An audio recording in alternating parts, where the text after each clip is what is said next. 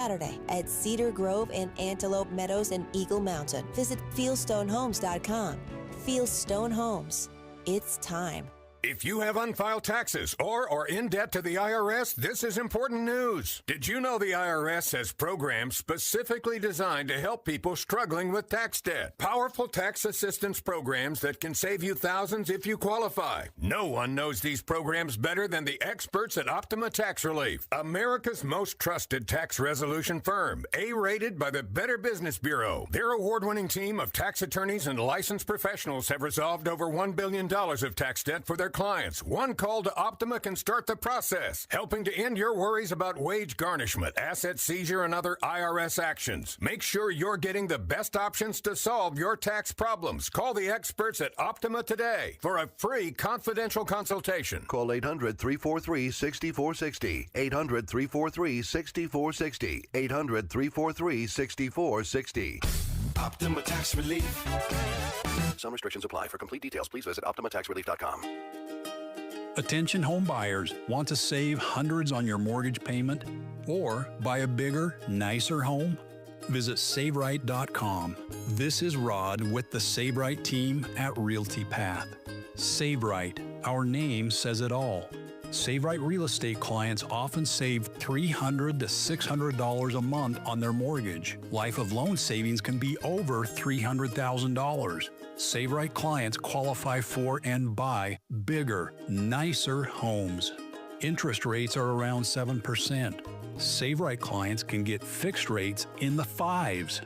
Our affiliate lender makes it all possible. You can even start with a rate in the 2s. If you're buying or selling a home in Utah, save a ton of money. Hire the SaveRight team of realtors. Visit SaveRight.com for more information. Traffic and weather together brought to you by My Style Checking from Mountain America Credit Union. Here's Ricky Meese. Of traffic that's a little bunched up from the earlier accident southbound I-15 just after 4500 South, which has been moved off the freeway. And we're just waiting for this little bit of backup to clear out. At the Utah Auto Expo, we have a vehicle for almost everything, and we certainly have a vehicle for your thing. Mountain America Expo Center, the 17th through the 20th. AutoExpoUtah.com for tickets. Ricky Meese in the KSL Traffic Center. A high of 44 today with hazy conditions, but then temperatures will be dropping over the next couple days. On Saturday, we'll be down to a high of 33 and a chance of showers. Then Sunday, 32, and Monday, a high of 28. Right now, it's sunny and hazy and 39 degrees. I'm Heather Peterson from the KSL Common Spirit Health Studios. Listen online at KSLNewsRadio.com. We're Utah's news, traffic, and weather station. Inside Sources. Inside Sources. A new presidency, new state leaders, and a new legislative session. Utah's top political experts discuss the day's biggest stories. Only on KSL News Radio. In just 3 days, TikTok will no longer be allowed to operate in the United States. We're waiting to find out if the country's Supreme Court, the United States Supreme Court, will interject. But in the meantime, President-elect Donald Trump is making plans to stop the ban as soon as he takes office on Monday. Welcome to Inside Sources. I'm your host, not Inside Horses. I do beg your pardon. I love that. Yeah, That was welcome to great Inside intro. Sources. I am your host, Leah Murray, here with my good friend Aaron Ryder, and we're going to talk about all the most important things today. And let's just start with TikTok. If you're all right with it, Aaron, I want to listen to ABC's Rhiannon Alley, who's got an update on the whole TikTok situation. There could be one last hope for TikTok fans. President-elect Trump, who takes office Monday, is reportedly considering an executive order that would give TikTok's owner up to 90 more days to find a buyer. The New York Times reports TikTok CEO plans to attend Trump's inauguration. Trump's nominee for Attorney General on Capitol Hill yesterday declined to say whether the Justice Department would enforce the ban. So I don't know if you're a fan of TikTok, but I am someone who's got TikTok on my phone wondering, you know, is this the moment that I just delete it and then everything is through Instagram maybe for me? I am not one of the many people who are, what have they been calling them, Aaron? Refugees, right? So yeah, TikTok refugees. Heading to apps that maybe are going to be as good as Red TikTok. Note, yeah. Do you think hearing this, what we just learned, that President Trump maybe wants to save it, that the Attorney General nominee Marco Rubio is not going to not Marco you talking Rubio. about Beg your Pam pardon. Yeah, Bondi? thank you. Yeah. Pam Bondi's not going to. Does that make sense? Like, commit to enforcing it. What does that all say to you politically? I mean, I think it's interesting that we're right on the verge of this decision at the same time that we have a totally different administration coming in. And Trump has been pretty open about the fact that he likes TikTok. He has just, he said that. He said, I love TikTok. And, or what he said was, I have a warm spot in my heart for TikTok. So I also wonder, and we talked about this, briefly. Leah, you and I have talked about TikTok on the show before, and the libertarian side of your personality. We'll set the Democrat part aside for a second. The libertarian streak here. The one that believes in freedom. Sure. Right? Sure. Yeah. That one has been very adamant about the fact that you want to be able to use this app. You don't believe in the national security argument enough to go with what they're claiming here. And I have wondered, as we've seen Red Note pop up, as we've seen sort of this whole TikTok refugee thing happening, if it's almost a little bit of like, you're not stopping the train. And if you're not stopping the train, and if Trump's getting a lot of visibility on TikTok anyway, I don't know, is it worth it? Right, like maybe it's a fight that's not worth it. People will be frustrated. And I have to think libertarians are with me. I mean, like what you're doing is asking for a lot of government intervention on the First Amendment. So you're saying if it's a media source, which maybe you could define it as, so you're violating their right to free press. If it is a free speech source, so it's operating as a public square, then you're violating all of our rights to hear things and say things. And then if it's like, I don't know, capitalism, this is a business, and I really don't think Americans generally like the government telling a business who their owner is supposed to be. So let me just pick on this a little bit. So President Trump maybe is going to save TikTok. You said he's got a soft spot for it. And my understanding is that Shou Chu, who is the chief executive at TikTok, will be on the stage. I don't know if it's called the stage for the inauguration. Yeah. The dais. Thank you. The dais for Donald Trump's inauguration on Monday. Yep. So maybe a little bit this is a moment for TikTok and everyone shouldn't be a refugee, right? And if no one's going to enforce it, who's coming to my phone to take the app off of my phone? Well, and I wonder if that's where Pam Bondi is coming from, saying, I don't even know how you enforce this. And what do you do, right? You could force a divestiture from ByteDance, but what does that look like practically? And how do you actually, how do you enforce that? And if you're a brand new attorney general for the United States, do you want your very first thing being going after something as big as getting TikTok off of everybody's phones? That's right. And that people aren't sure they even agree with it. And the owner of it is sitting up on the dais. But let me ask you a question kind of also politically, because it feels like Congress was bipartisan on this one. And I'm going to tell you what, Aaron, that doesn't happen that often, right? No, it doesn't. It does not. So what you've got is Congress being very sure, our own Senator Mitt Romney talking about how dangerous China is and TikTok being an issue. I wonder, does Donald Trump want to pick this fight with Congress right out of the gate, considering, and we're going to get into this in the next segment in a lot more detail, so pin this whole conversation, considering that we don't even have a reconciliation package, we're not sure what stuff we are cutting, what he wants is wins on the board right out of the gate. This doesn't feel like a win on the board, right? So if I'm going to go after TikTok when Republicans in Congress don't like TikTok, you know what I mean? So I'm going to be inviting the CEO. He's going to be sitting on the stage with me, the dais with me, and I'm going to have a soft spot for something that they all cannot stand and have talked about not standing for years. I don't know. What does this say for his relationship with Congress? Well, I mean, again, we'll talk about this more in the next segment. I don't think Trump cares at all about what Congress thinks about this. But Congress might care. Well, sure, of course. But since when has Trump cared about what Congress cared about? If Trump wants to save this thing, he's going to figure out how to do it, and he's going to force that through. And the fact that he invited Shou Chu, I think, is just a highlight of that, where he's saying, look, I'm extending an olive branch here in some fashion. Now, I do think it's interesting that this executive order would only give them another 90 days. So he's not necessarily saying, I'm saving this thing and I'm completely walking away from everything on the table. What he's saying is, I'm going to give you another 90 days. I'm extending the time. Now, does he continue to extend that 90 days indefinitely so it just becomes a moot point? Yeah. Does this sound like a signing statement to you? So a little bit. I'm just like, it's an executive sleight of hand, Aaron. So like, just go with me for a moment in executive legislative relations. They have passed a bill. It is actually the job of the president to implement laws that Congress have passed.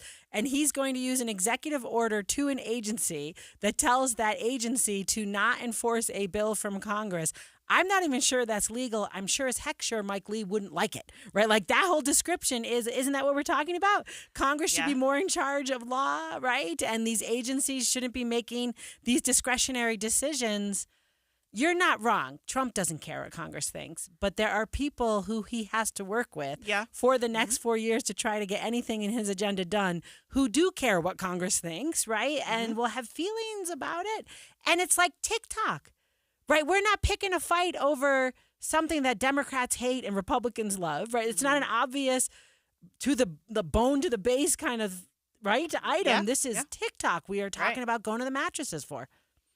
Yeah, I don't know. I mean, and it's not just that Shou Chew is invited, right? I think it's also interesting that he's joining Mark Zuckerberg, Jeff Bezos, and Elon Musk on the dais. So he's right next to three very influential business guys here. What are we calling them? I call them tech bros. Tech what bros. Do you call there them? You go. Yeah. I mean, my favorite right? quote out of I was reading it in the Atlantic is the broligarchy, right? Yeah. Like this idea of this is a moment for the tech bros, right? They have arrived and now like literally on the dais with President Trump. All right, if you're okay with it, let's stay with the incoming president. Let's talk about this fight that's looming between him and the Republican-led House of Representatives. Next up on Inside Sources, stay with us. The newest part of your morning and still so familiar. When you wake up and listen to a radio show, it's like you're a part of a family. You're listening in on people you know, and it's magnificent that Andy Farnsworth is sitting in the chair because he's someone we know. Utah's Morning News. Andy Farnsworth joins Amanda Dixon to bring you important news in the car. 5 to 9 on KSL News Radio.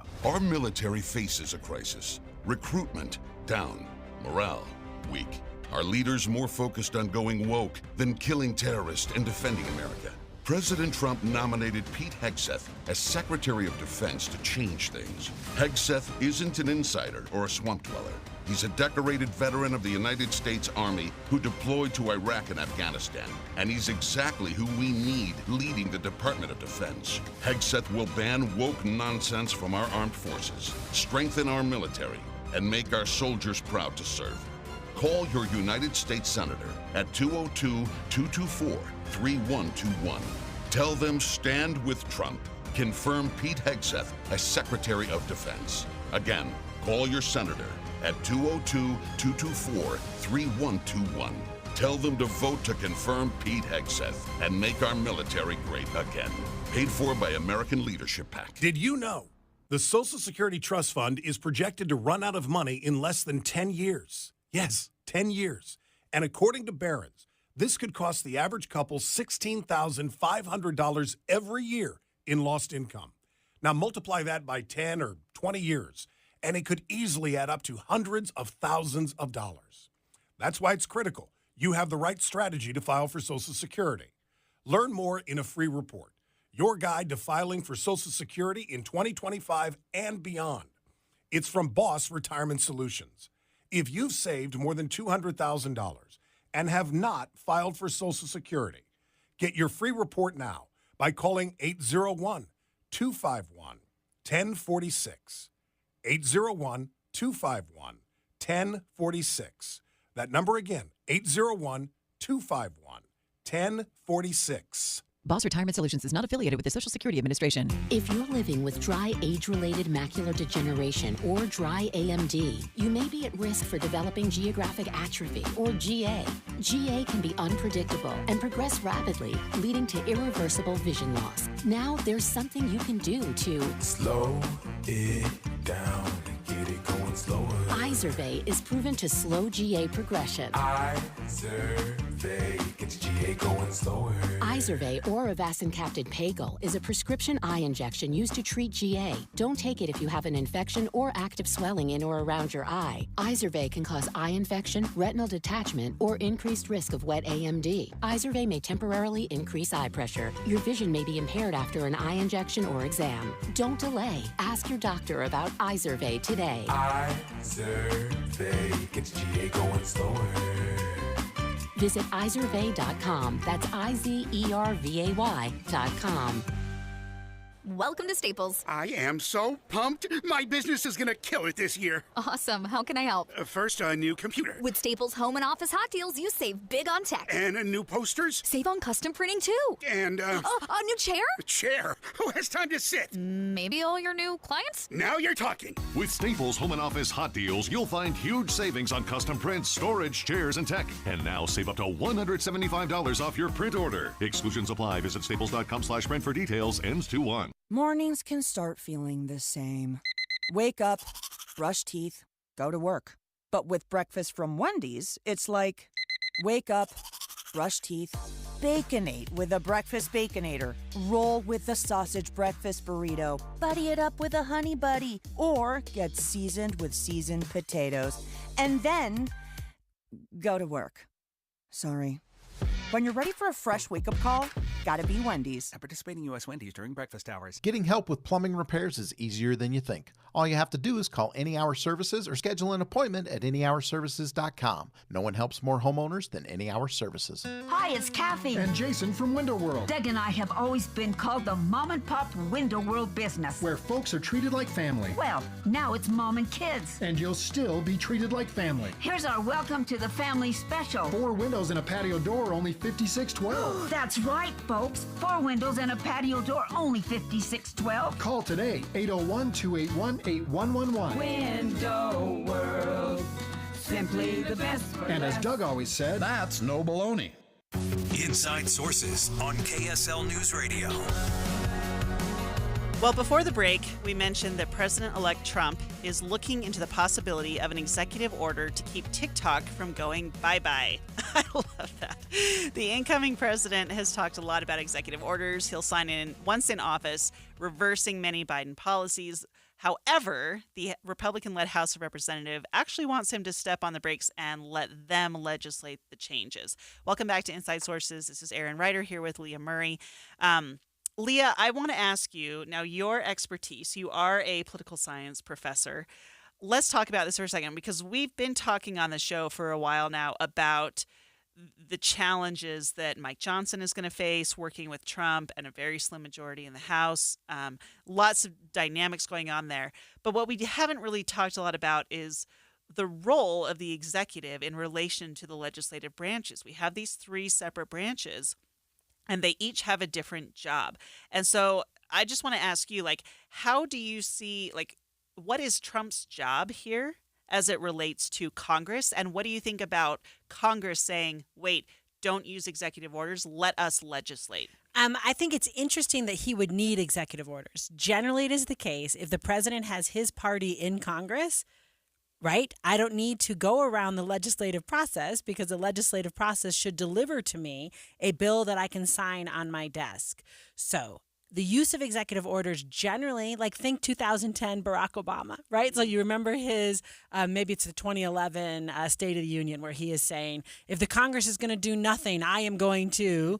And I'm watching that with students and saying, that's an executive grab, right? That is Barack Obama saying, Congress is not delivering bills I wanted, so I will then just use my authority to tell agencies what to do to go around them. Yeah. So I am surprised that this is it's not a threat, because I don't think Trump is threatening, but I'm surprised it's on the table, because he should just wait for Congress to give him all the bills that he wants. And the early executive orders should be the overturning of executive orders that Biden did, like the student loan debt, maybe. But I say that. But that's what they're asking him not to do, right? They don't want to do that. And part of that is because of reconciliation.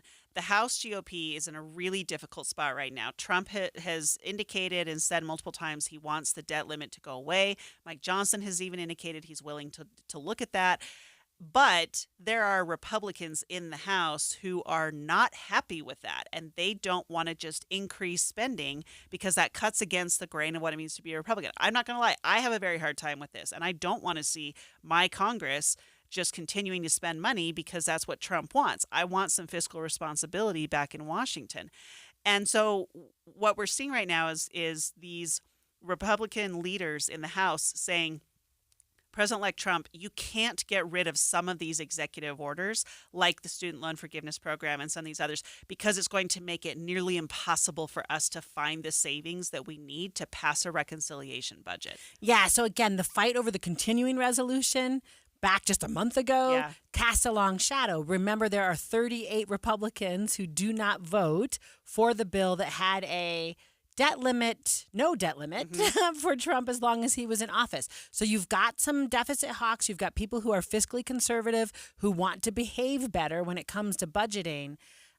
But the thing is, so you're not wrong, right? Like I use the student loan one as an obvious campaign ad one, right? Like that was maybe a better example might be Title IX rules, right? So if you used an executive amendment, executive order to amend that Title IX, and then I can just easily turn that over. The deal with the student loan debt is it came in at $250 billion. So I think probably what the Republicans are saying is use the executive orders for the non-price tag.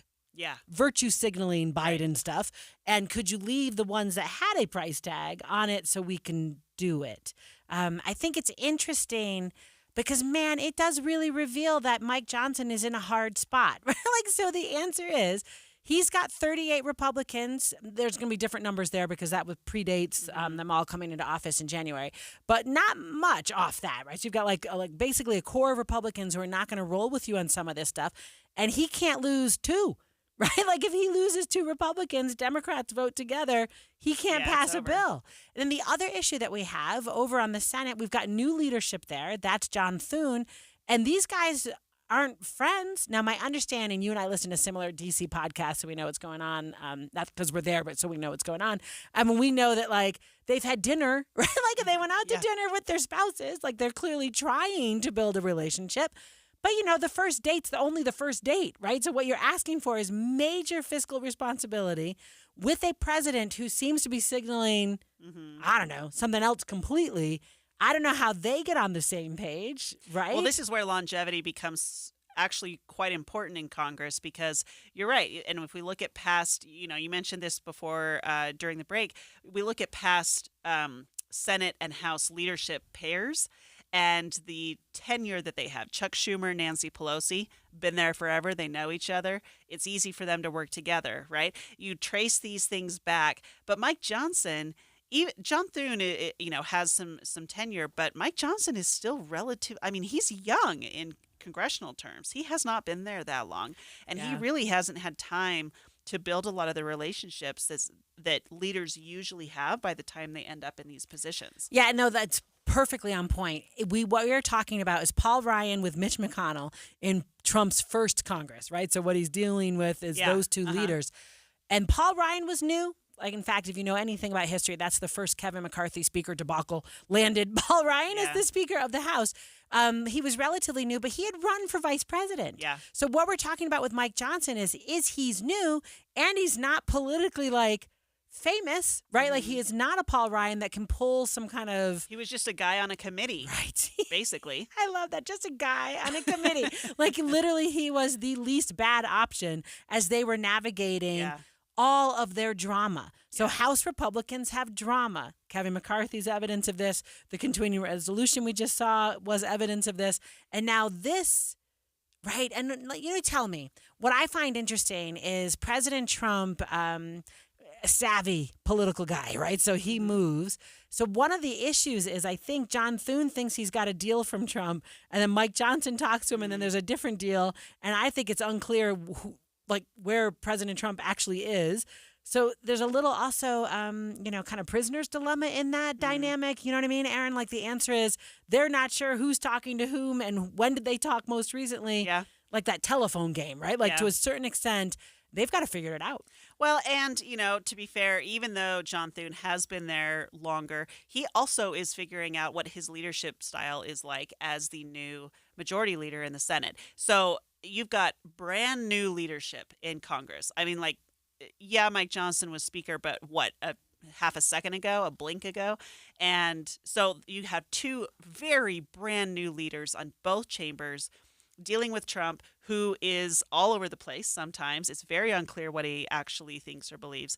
Very difficult to know how to handle that. So, okay, well, before we end this segment here, let's just mention we've got additional confirmation hearings going on this week. Yeah, because that's other drama, right? So I'm just going to pick on you right here, just jump in myself. So the answer is we were talking about the House and the two chambers, but with the confirmation hearings, it's drama between the Senate and the president because they're the only people in play. And I do apologize earlier. I had Marco Rubio for Attorney General, and I apologize about that. It's Pam Bondi. I think she's going to be fine. Doug Burgum, I think, is going to be fine for Interior. Lee Zeldin for the EPA probably is going to be fine. Eric Scott Turner for Housing and Urban Development, fine. Scott Bessent from Treasury, although I'll tell you what, Elizabeth Warren's got feelings, right? Yeah, there's some feelings right. there. I saw that over the weekend. What I find interesting here is Tulsi Gabbard doesn't have a scheduled hearing date. Yeah, this is the one that's now going to be the big one to watch because it looks like Pete Hegseth is probably going to get confirmed. That's what we're expecting, absent any other big thing that kind of blows up. And so if Pete Hegseth gets confirmed, does that open the door for Tulsi Gabbard or does it close the door for Tulsi Gabbard? Does she become the sacrificial lamb of, well, we couldn't stop Pete Hegseth, so we're going to do everything we can to stop Tulsi Gabbard? Or is it, fine, give Trump whoever he wants? Right. Or it's like this. There's only so many no's that Senate gets in the game. So since they didn't say no to Hegseth, now they can say no to Gabbard. And I wonder about the fact that she hasn't been scheduled. I do think her trying real hard to look different on Syria probably didn't land well with any kind of, the original, the OG kind of Republicans who care about national security and our role in the world. Those are going to be problematic positions, hard to take back. Yep. Well, when Inside Sources returns, we are going to shift back to President Biden. He's not quite done yet. We're going to dig into the messaging of his farewell address. There were some notable things that he chose to focus on, and he avoided some other things. We're going to talk about our thoughts on that coming up next. Good afternoon. It's 1:30 at KSL News Radio. I'm Maria Chaleos. KSL's top local story. Governor Spencer Cox says his number one priority for the legislative session is the same as it was last year: housing. KSL News Radio's Alexandria Bonilla reports. The governor made it clear he wants to lower the price of housing and look at building more to ensure that Utahns who want to stay in Utah can. In his monthly news conference, he said he also wants to double energy production in the state. He launched Operation Gigawatt back in October, a plan to achieve that by 2026. He also wants to finalize plans to cut the tax on Social Security. Utah is one of the 9 states that still taxes the credit to senior citizens. Governor Cox is also working with lawmakers to consider changes to election processes and cuts to higher education. Our top national story this hour from ABC News. Former New York City Mayor Rudy Giuliani has reached a settlement with the 2 Georgia election workers who filed a suit over false accusations that they tampered with the 2020 election. Under terms of the settlement, attorney Joseph Camerata says Giuliani will keep his apartment and property in exchange for compensation. After long negotiations over the last 72 hours, going well into the wee hours of the night, all parties reached a resolution in this case that is satisfactory to all parties. In their own statement, the elections workers say they agreed to the conditions. And taking a look at your money at this moment, markets in negative territory. The Dow is down by about 40 points, sitting at 43,182. The NASDAQ down by 87. Nice warmer temperatures, at least 10 degrees warmer and hazy. We'll check the forecast coming up next. KSL News Time, 1:31. The sources where we get our news matters. When you listen to Utah's Morning News, we want you to feel the stories are important to you and trustworthy. This is Amanda Dixon. And I'm Andy Farnsworth. Join us weekday mornings on KSL News Radio. Do you have any idea how hard your heating system has to work when your old windows let the cold air seep in? Your energy bill is going through the roof. But there's an answer, and it comes from Advanced Window Products. For 38 years, they've been building state-of-the-art insulated windows and frames, and every one of them is built right here in Utah. So let me explain why it's cost-effective to call them for new windows right now. First, you'll see a significant drop in your energy bills. Winter and summer, and right now, Call Advanced Windows and you'll get $2,500 off on 10 windows or more. Triple-coated, argon-filled and sealed double-pane insulated glass that'll keep out the cold, and custom frames in any style, any color. Advanced Windows offers a 60-month, 0% interest payment plan, and they even offer a plan with no payment, no interest for 24 months. Plus, that $2,500 off right now. Call for a no-pressure consultation, 801-850-9100. That's 801-850-9100, or go to advancedwindows.com. Many people worry they're not making the right investment choices inside their 401ks. Did you know that you might have a little-known opportunity to add some additional investment choices to your 401k and get the help and recommendations you've been looking for? This exciting feature is called a self-directed brokerage window. And the best part? The money still stays within your 401k. Learn how the trusted advisors at Capital Wealth may be able to expand your investment portfolio. To learn more, call or text the word VISIT to 801-877-9800 or go to CapitalWealth401k.com. Improving your 401k might mean the difference of retiring a few years earlier. Let's find out. Schedule your no-cost 15-minute consultation with the Capital Wealth team today. Call or text the word VISIT to 801-877-9800 or go to CapitalWealth401k.com. Advisory services offered through Capital Wealth Advisors, LLC, a state of Utah registered investment advisor. If you've ever experienced running out of hot water before your shower was done or hard water spots on dishes and fixtures, I've got a deal you might be interested in. What's up, everybody? I'm Mike Wilson with Any Hour Services, and you probably already know that a tankless water heater and a water softener solve both issues. If you've ever thought about looking into getting a tankless water heater, here's the deal I was talking about. Through the end of February, we're including a free water softener with every new tankless water heater we install. The best part of this deal might be that you never have to worry about being the last one to the shower again, or that you don't have to waste the money keeping 40 to 50 gallons of water hot 24/7. To take advantage of this deal, call Any Hour Services before the end of February. The visit's free and there's no obligation to buy. If you decide to have us install a new tankless water heater, we'll throw in the water softener for free. That's right, a free water softener when you purchase a tankless water heater. Pick up the phone and call Any Hour Services right now for all the details. 801-443-7400. You can Google Any Hour Services. You can even schedule online at anyhourservices.com. No one helps more homeowners than Any Hour Services. Traffic and weather together. It's brought to you by My Style Checking from Mountain America Credit Union. Here's Ricky Meese. Freeway traffic in the valley rolling along and looking good, and that includes I-15 both directions between Ogden and Provo. We had a report of a crash.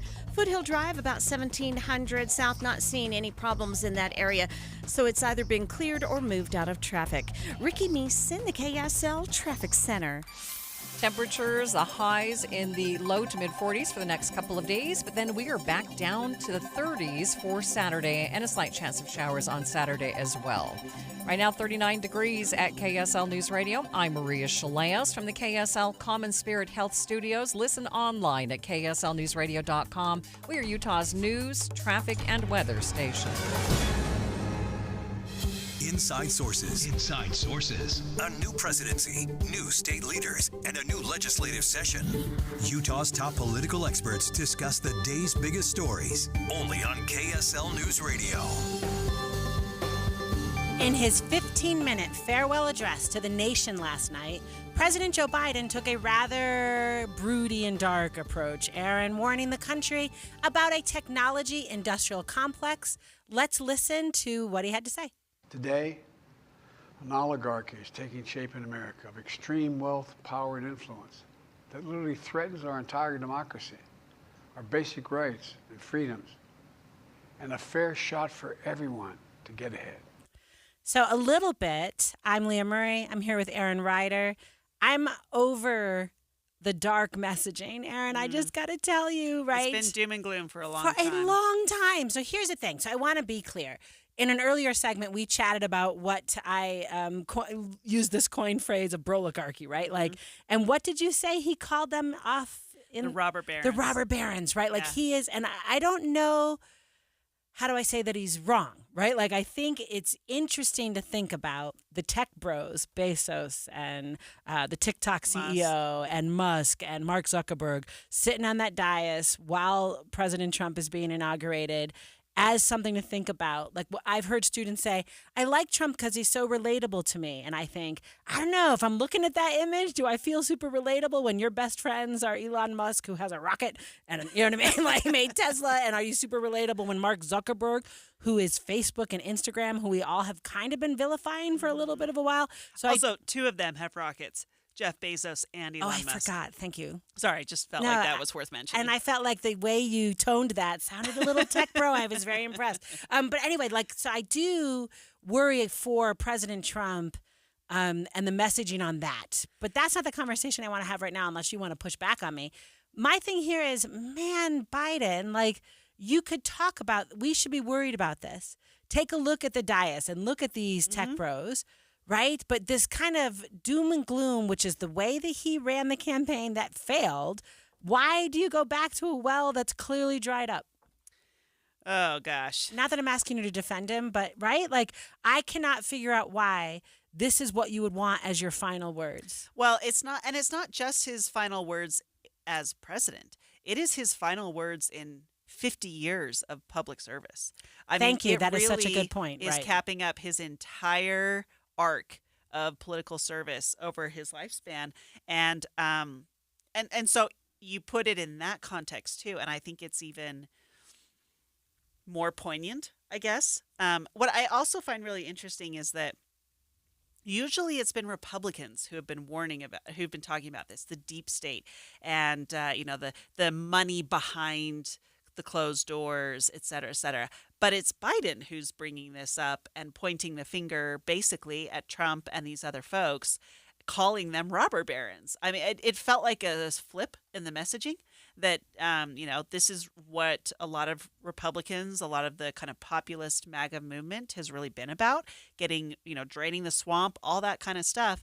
And yet Biden is now kind of co-opting that on his way out and calling these guys robber barons and an oligarchy. That's a really interesting point that you're just making right there. So Federal Reserve data shows that the wealthiest 0.1, not the 1%, the 0.1% of the country combined holds more than 5 times the wealth of the bottom 50% combined. That is huge wealth inequality, right? Well, when 2 of your citizens are Elon Musk and Jeff Bezos alone, that's probably really skewing those numbers. Yeah, and it's an interesting conversation that, by the way, America's had before. So when he uses the language of robber baron, we are echoing from the late 19th century's Gilded Age, right? We're kind of going back to this idea. So what I want to say is I feel like Elon Musk should be able to be a billionaire.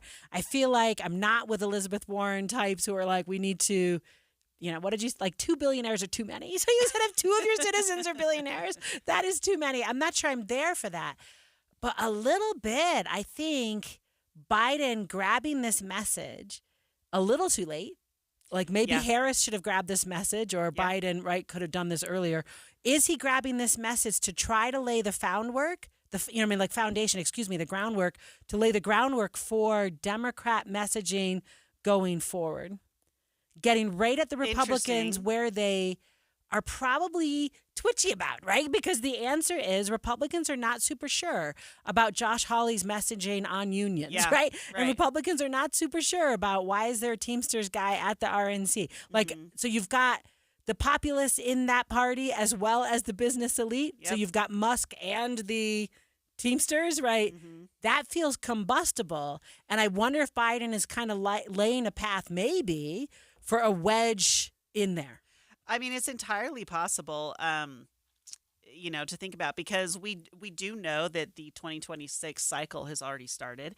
We know that Democrats have made a huge ad buy recently, and they're already targeting races that they want to go after. So it's entirely possible that he is, and of course, he didn't write this speech alone, I'm guessing, right?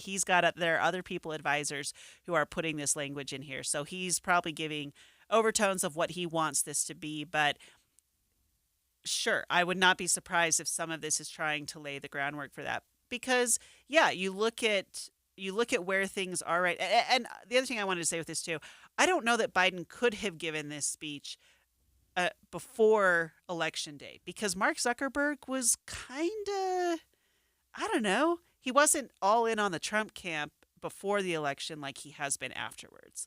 And because Mark Zuckerberg also playing playing that political game. Yeah. So I don't even know, now, but now you've got this very clear image like we're talking about of the dais with all of these tech guys sitting right there next to Trump. I don't know that coalition had quite formed yet. And so now Biden's looking at this, and maybe he's looking at this through the lens of his 50 years of experience and saying, hey, this story doesn't end well. Be careful with this. I don't know. I thought it was really interesting that that's where he chose to go. And to land, right? Like your point's so well taken. 50 years. Yeah. I'm 50 years old. So he has been in office, right, since I was born. So this is like a Leah Murray era, right? Like the Biden political timeline. And where he lands is with a warning. I mean, a little bit, I feel like, don't they all do that, Aaron? I mean, it's kind of like, he's 81 years old. To a certain extent, I think old men do that, right? So maybe that's part of it. But while you're not wrong, too, I think you could be laying a groundwork for the Democrats. You totally bring it up smartly that the ads are already running. We are talking about the 2026 election already, like a little bit. We're bored. 2024 is over. We're on to the next one. Now, you are the Republican. I was annoyed by this, but do you think there was anything, how do I say? I was annoyed by the speech, which I've already said. So as the Democrat sitting here, I'm kind of annoyed at Biden. But is there anything that you heard that maybe felt like it was speaking to you? Did it feel like it might unify the country? No, and the reason I'll say that is because when I was kind of looking at stuff in preparation for the show today, nobody's even talking about the speech. Like, it's over. Except us. There's something wrong with us. Except us, right? Yeah. I mean, like, Biden has been over since that debate happened. And he's kind of been there. June of 2024, right? Yeah. He's kind of been there ever since. But, it was a formality, I think, in the minds of the American people. And nobody really cared because Trump's already doing what Trump's going to do. The inauguration's on Monday. Biden's out the door. He's out of office. And, so I'm sure that Biden, that's what he's going for, but it's hard also to go there. I don't think the tone of his message got anywhere close to a unity message. Yeah, I agree. And maybe the disappointing thing was that was what he promised 4 years ago. And I don't think he ever got anywhere close to unifying the country. I agree. Next up on Inside Sources, let's come back to Utah. Let's spend some time discussing bills for our legislative general session. We'll take a look at 3 bills starting right after this break. Les Olson IT structured cabling is second to none. Tired of old and inefficient cabling? Have an upgrade or remodel planned? Building a new network from the ground up? We offer the very best in low voltage cabling installation, including data, phone, fiber optic, and more. Ask us how to get your free consultation today. Les Olson IT. Sign up for KSL Text Alerts. Get breaking news and traffic updates by texting the word news to 57500. Want access to exclusive contests? Text contest to 57500. Jazz fans, text the word jazz for breaking jazz updates. And Cougar fans, text BYU to 57500 for the latest on the Cougars. Message and data rates may apply. Lowe's knows how to help make your Super Bowl 59 party a touchdown. Let us help you prep your home to host with top brands like Charbroil, Blackstone, and LG, so you can be the MVP of game day. Plus, use the Lowe's app to find what you need for a seamless shopping run. Or huddle up with our Lowe's Red Vest associates to help make all your game time hosting decisions. Febreze. So my home is also my office. And before I can focus, every room's gotta be clean. That means tidying up and spraying my Febreze Air Mist. Ooh, that's fresh. Febreze Air Mist scents are all high quality. They fight any weird funk, and they give my air an instant boost of freshness. So not only does my home smell good, I feel good too. After I Febreze, it's time to start my day. Breathe happy, Febreze, la la la la la. Is your financial advisor offering you up to a 30% upfront bonus? Are they promising you up to 10% growth per year guaranteed for your retirement income? If not, you need a new financial advisor. I'm Jeff Jr., founder of Trajan Wealth. If you plan to retire within the next 10 years, don't wait only to find out it's too late. I've seen hard-working folks like you retire only to be required to go back to work, all because their advisor told them guarantees like these were too good to be true. They're not. That's up to $30,000 up front or up to $10,000 per year on $100,000, all guaranteed for retirement income. Don't work when you're supposed to be retired. And if any financial advisor tells you it's too good to be true, they simply don't have the options we do. Call Trajan today at 801-899-7600. Annuity guarantees are based on the claims paying ability of the issuing insurance company. Hi, this is Julie. Come chill with us in Logan where we do winter right. Okay, this is super cool, and I mean that literally. Bring your binoculars and bundle up. Take a horse-drawn sleigh ride through a herd of 600 elk at Hardware Ranch. Get up close to these majestic animals on Fridays, Saturdays, and Sundays. We're also home to Beaver Mountain and Cherry Peak ski resorts where you can ski, snowboard, or go tubing on a 500-foot hill. The best part is they have a magic carpet that drags your carcass to the top of the hill so you don't even have to. Need more adrenaline? Rent snowmobiles at Beaver Creek Lodge to explore the beautiful mountains. Miles of powder and groomed trails too. For more frosty fun, try indoor ice skating. It doesn't matter how coordinated you are or aren't. This totally cracks me up. You can rent skates and helmets and even a walker. Perfect! Or just cozy up to the fireplace at a historic bed and breakfast or comfortable hotel. Enjoy live concerts and theater performances and delicious dining options. More info at explorelogan.com/winter. That's explorelogan.com/winter. Logan, we're cool like that. Getting help with electrical repairs is easier than you think. All you have to do is call Any Hour Services or schedule an appointment at anyhourservices.com. No one helps more homeowners than Any Hour Services. Hey everyone, it's Ted from Consumer Cellular, the guy in the orange sweater, and this is your wake-up call. If you're paying too much for wireless service, you don't have to keep having that nightmare. Consumer Cellular has the same fast, reliable coverage as the leading carriers for less. And for a limited time, new customers receive their second month free when they sign up and use promo code SECONDFREE by January 26th. So why keep spending more than you have to? Seriously, wake up and call 1-888-FREEDOM or visit consumercellular.com. Taxes, fees, and other third-party charges will apply. See website for additional details. Mornings can start feeling the same. Wake up, brush teeth, go to work. But with breakfast from Wendy's, it's like, wake up, brush teeth, Baconate with a breakfast Baconator. Roll with the sausage breakfast burrito. Buddy it up with a honey buddy. Or get seasoned with seasoned potatoes. And then go to work. Sorry. When you're ready for a fresh wake-up call, gotta be Wendy's. At participating U.S. Wendy's during breakfast hours. Inside Sources. Inside Sources on KSL News Radio. We are continuing our preview of legislation ahead of the 2025 Legislative General Session. Welcome back to Inside Sources. This is Erin Ryder here with Leah Murray. Our guest this segment is State Representative Andrew Stoddard. He is going to be running a bill looking at making changes to the Sex, Kidnap, and Child Abuse Offender Registry. Welcome, Representative Stoddard. We're glad to have you on the show. Thanks for having me. So why don't you just give us a little bit of an overview of this bill? What is the bill supposed to do? Yeah, so what the bill does now, and it's not a drastic shift, anyone who goes to prison and is sent and is put on the sex offender registry is already doing these risk assessments. But this would require the Department of Corrections to do a risk assessment for anyone who is put on the registry. So the only shift is it covers people who are not being sentenced to prison but who are being put on the registry based on their verdict. Yeah, Representative Stoddard, can you tell me why that matters? Not that I'm saying it doesn't matter, just explain to me that nuance, right? So why would we not have had people, right? Because what I hear you saying is maybe you were convicted of being a sex offender and you didn't get sentenced to prison. Like, why wouldn't those people already be on the registry? Like, why did that gap happen? So they're being put on the registry, but they're not doing the risk assessment. And thank you. Yeah, and I can't speak as to why that's historically how it's been done. But I got pulled in, and I've been doing work for a few years on updating the registry.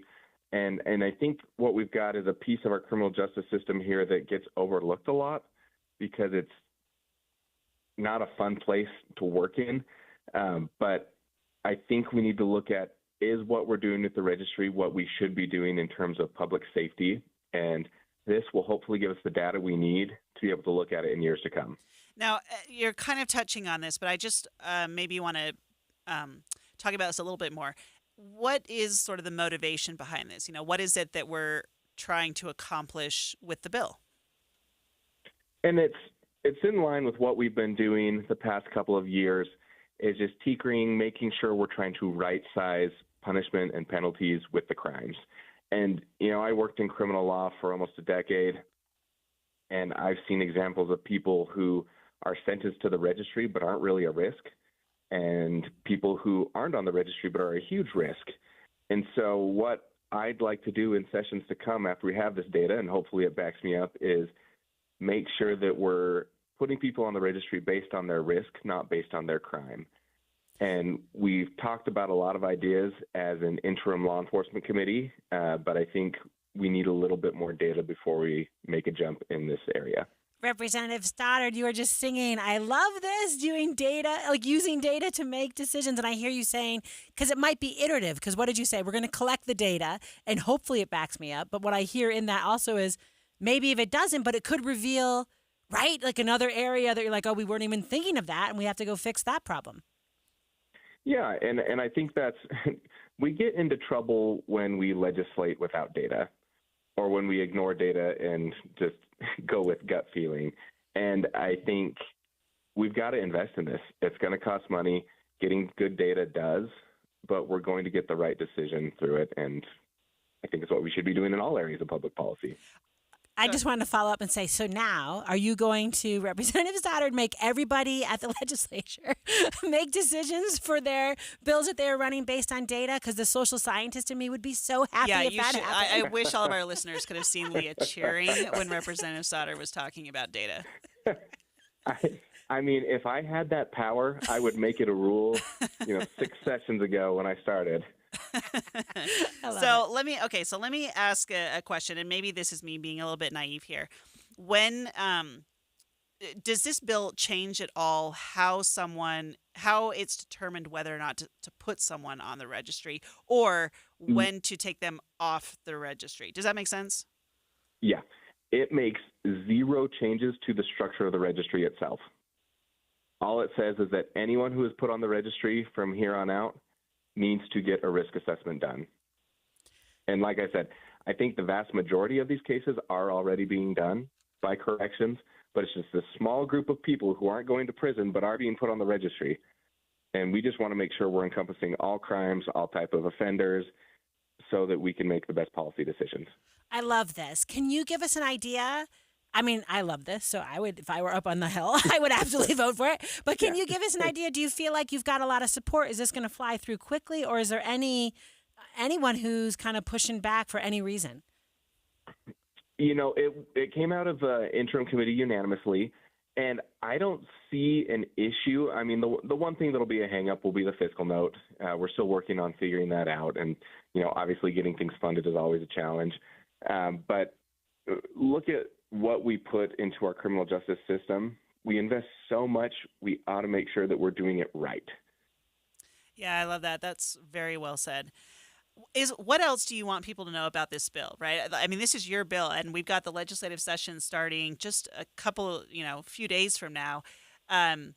Is there anything you want people to do? Is there anything you want them to know, or any way to engage, or kind of as we're heading into this time, this is your floor. Yeah, I mean, so specifically on this bill, you already touched on it with your excellent question of this doesn't change anything about who goes onto the registry or for how long. So I've had some panicky people worried about that. This doesn't change a thing. So it simply requires data collection. In terms of the legislative session more broadly, I would love to get more people involved. I actually let me chime in on that. We were talking to I can't remember, on the show recently. We were having a conversation, and I said, "You guys, your representatives want you to call them. They want you to reach out." And I feel like you're validating me there. Yeah, I mean, on an average bill, I hear from 0 people. hot topic bills, I hear from a million people, and very few of them are actually constituents. And it's hard to sift through that noise, but I would love to know what my community thinks. And I send out a pre-session survey to my constituents to see what they're interested in, what positions they'll take, but that can't encompass everything that we're going to do in 7 weeks. Representative Stoddard, do you have any other big bills coming down the pike? And I do apologize. I might have just stepped on the end of your statement there, and I'm sorry. But No, you're just fine. Yeah, go ahead. Anything else you've got coming in addition to this? I've got some election bills I'm working on. I'm optimistic that we can start having some conversations on some really hard issues. I don't think that's at a point where they will pass, but I would love to get a committee hearing where we can at least invite the public, invite the involved parties to come and, voice their thoughts in it. I think we need to take a real hard look at our caucus convention system. I think it's been a number of years since it really has worked, and I think we need to revamp that. I also have a bill dealing with our electoral college votes. I'd love to update that to make Utah more of a player in the system. So I've got a couple things I'm excited about. Interesting. Well, I know that we've talked a lot about, I think election-related bills are going to be a hot topic in the legislative session this year. And he'll get a million phone calls, he said. And you will get right? a million phone calls on that. If you don't start getting phone calls today because of this conversation, then I will be surprised.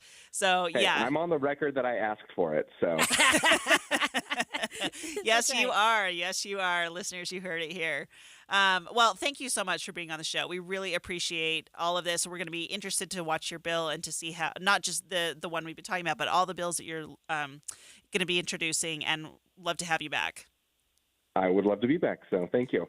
All right, well, coming up in the second hour of Inside Sources, we are going to take a look at Salt Lake City's newest public safety plan that was just unveiled today. Plus, we'll preview other legislative bills addressing child abuse and welfare. Stay with us.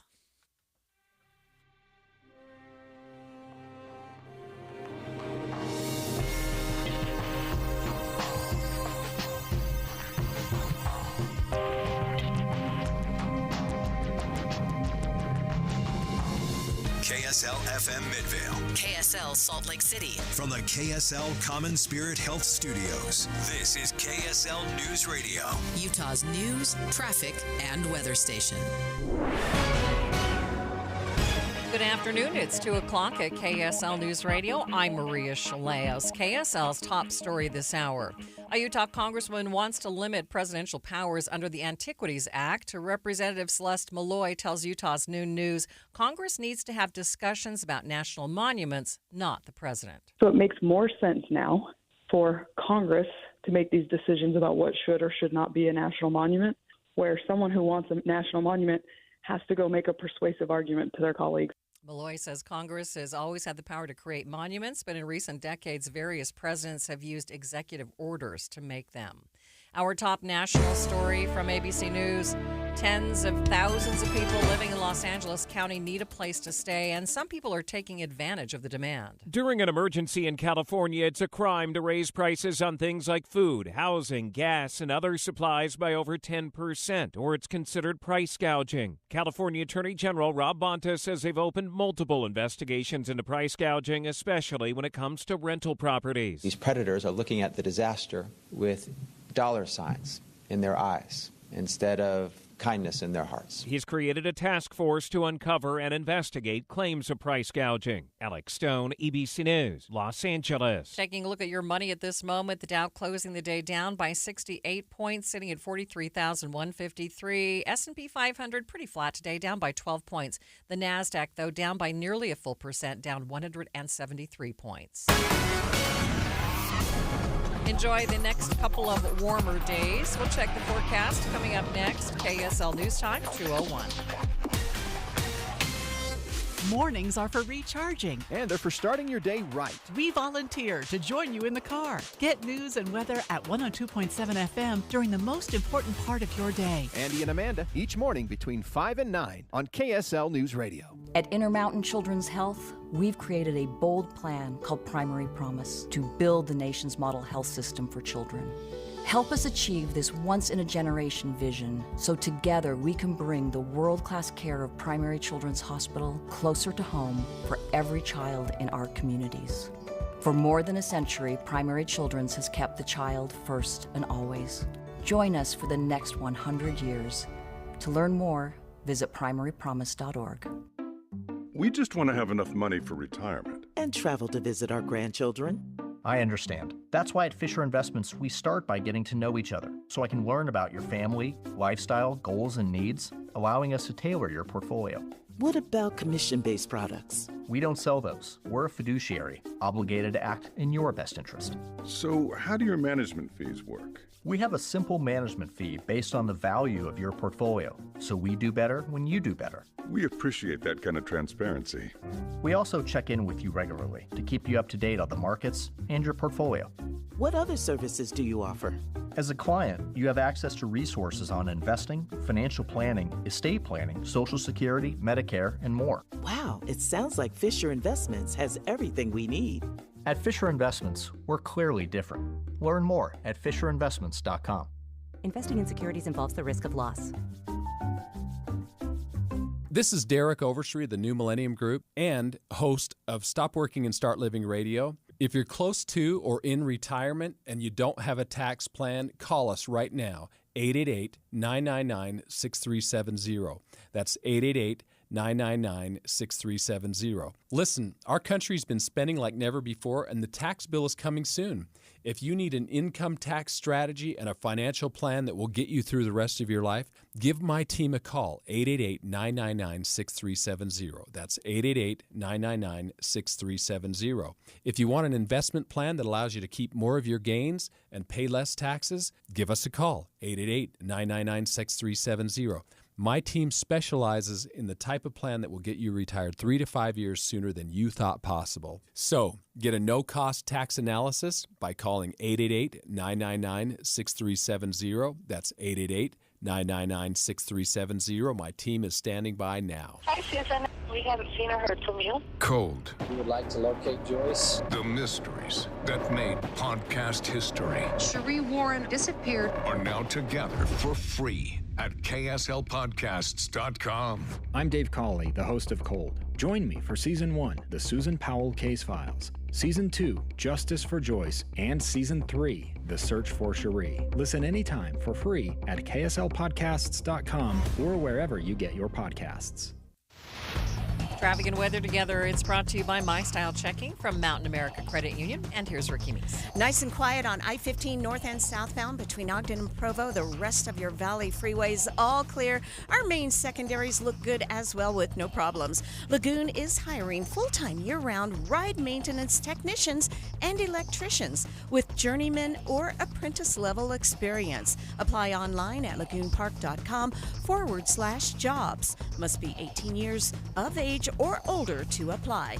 Ricky Meese in the KSL Traffic Center. Couple of warmer days before we were plunged back into those cold temperatures. Today's high 44, 42 tomorrow. By Saturday, down into the low 30s and a slight chance of showers on Saturday. Right now it's 39 degrees. I'm Maria Chaleos from the KSL Common Spirit Health Studios. Listen online at kslnewsradio.com. We are Utah's news, traffic, and weather station. Inside Sources. Inside Sources. A new presidency, new state leaders, and a new legislative session. Utah's top political experts discuss the day's biggest stories. Only on KSL News Radio.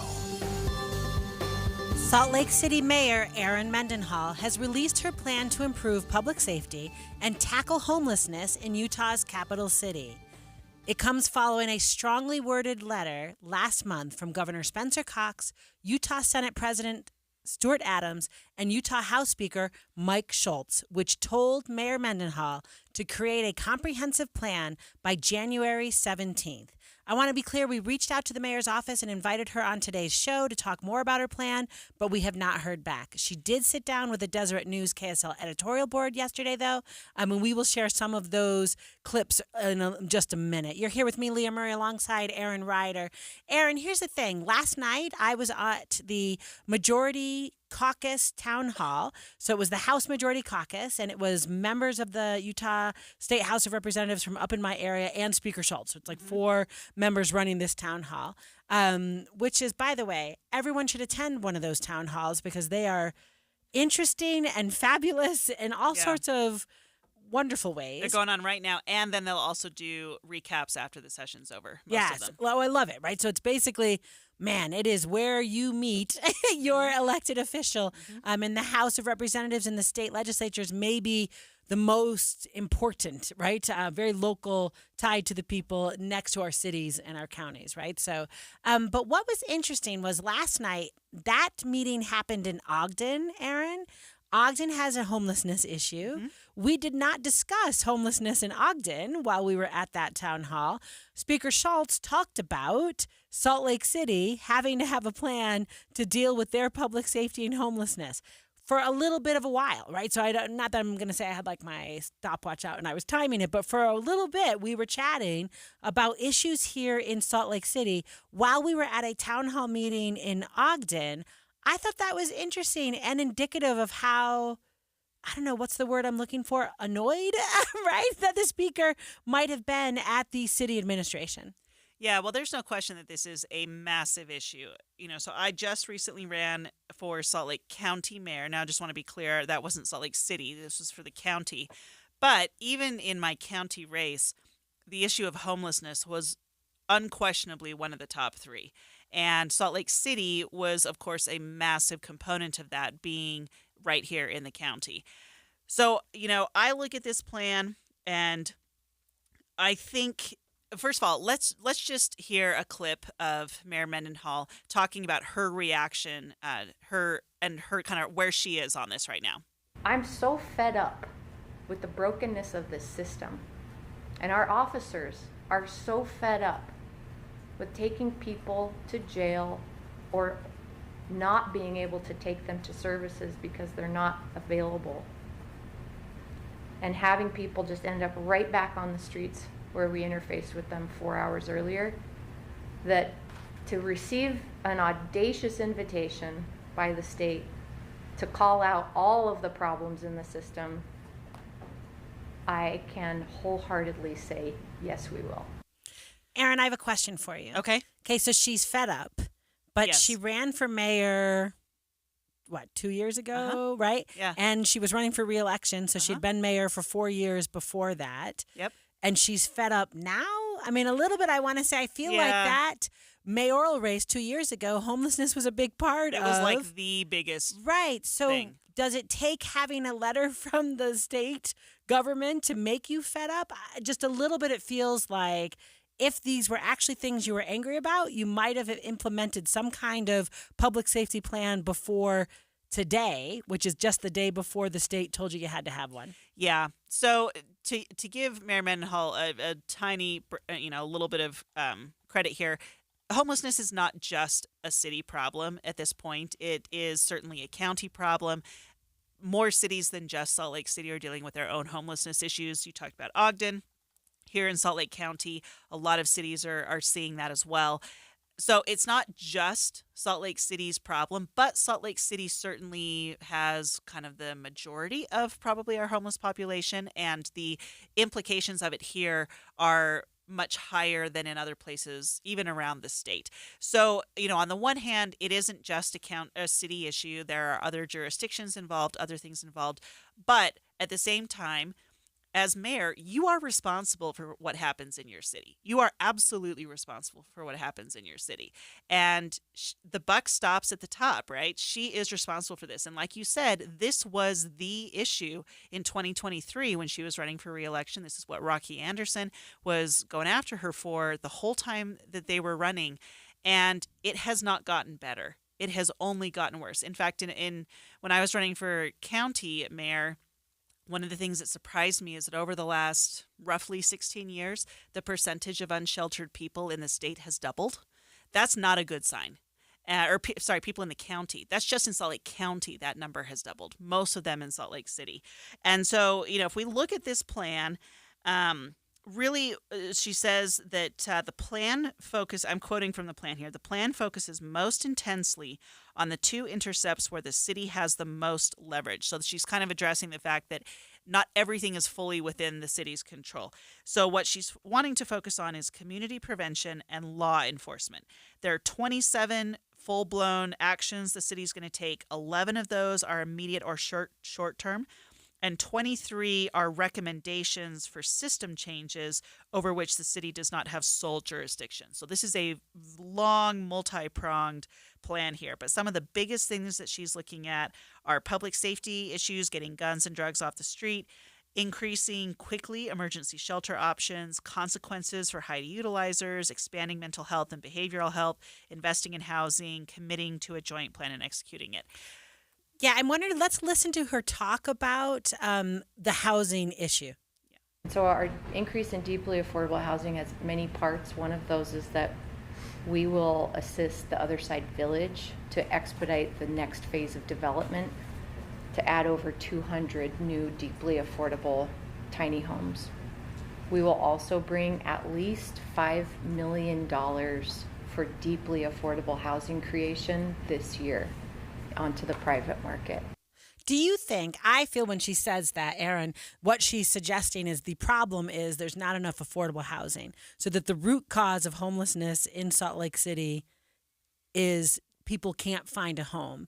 And so why we would invest, right, and expedite that process to get more deeply affordable housing available, right? That's why she would prioritize that. Do you think she's reading the root cause accurately? And that's a hard question. I don't mean that's for a you hard to, question. yeah. The problem with homelessness is there's no silver bullet to it. You can have all the affordable housing you want. It doesn't mean a thing if you've got people on the street who are doing drugs all day long, right? And can't hold jobs and can't pay for that housing, even if it's deeply affordable. I don't buy that this plan. The proof is going to be in the pudding with this. I'm skeptical. Democrats have a history, especially in this state, and I say this as a Republican on the discussion right now. Democrats have a history of throwing money after problems, and homelessness is a perfect example of that. The county has done it, the city has done it, throwing money after these problems, and it has not moved the needle at all. So, okay, you want to throw $5 million into affordable housing. That can't be the only thing you do. It cannot be the only thing you do because it will not be sufficient. You also have to address addiction. You also have to address mental and behavioral health. You also have to address accountability and law enforcement. We need our law enforcement officers in Salt Lake City to show up and to make sure that they're doing what they need to do here. Yeah, no, and I think it's interesting. Your point's, I think, very well taken. It's not a silver bullet, right? So it is this cascading effect, right, of all these variables causing this problem.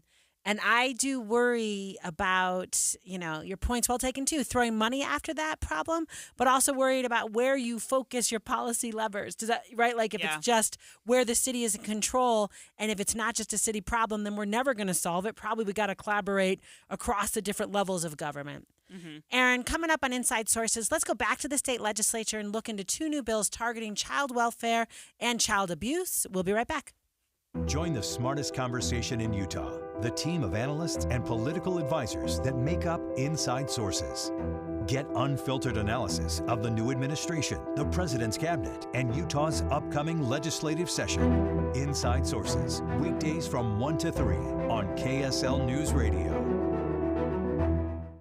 Now is the time to enjoy a new dream home for $399,900. Fieldstone Homes has the best value in Eagle Mountain. And now is the time to check out Cedar Grove and Antelope Meadows. These homes stand out with open floor plans, 2-story great rooms, large yards, James Hardy exteriors, and room to grow with unfinished basements. Enjoy the exclusive amenities, including a pool, clubhouse, and parks. They are gorgeous. If you've started your home search or are about to, you need to stop by our 4 model homes. Experience the value. Come see what Fieldstone Homes has to offer this Saturday, January 18th at Cedar Grove and Antelope Meadows in Eagle Mountain for free food and giveaways. When it comes to quality, value, and the best overall new home solutions, look to Fieldstone Homes this Saturday at Cedar Grove and Antelope Meadows in Eagle Mountain. Visit fieldstonehomes.com.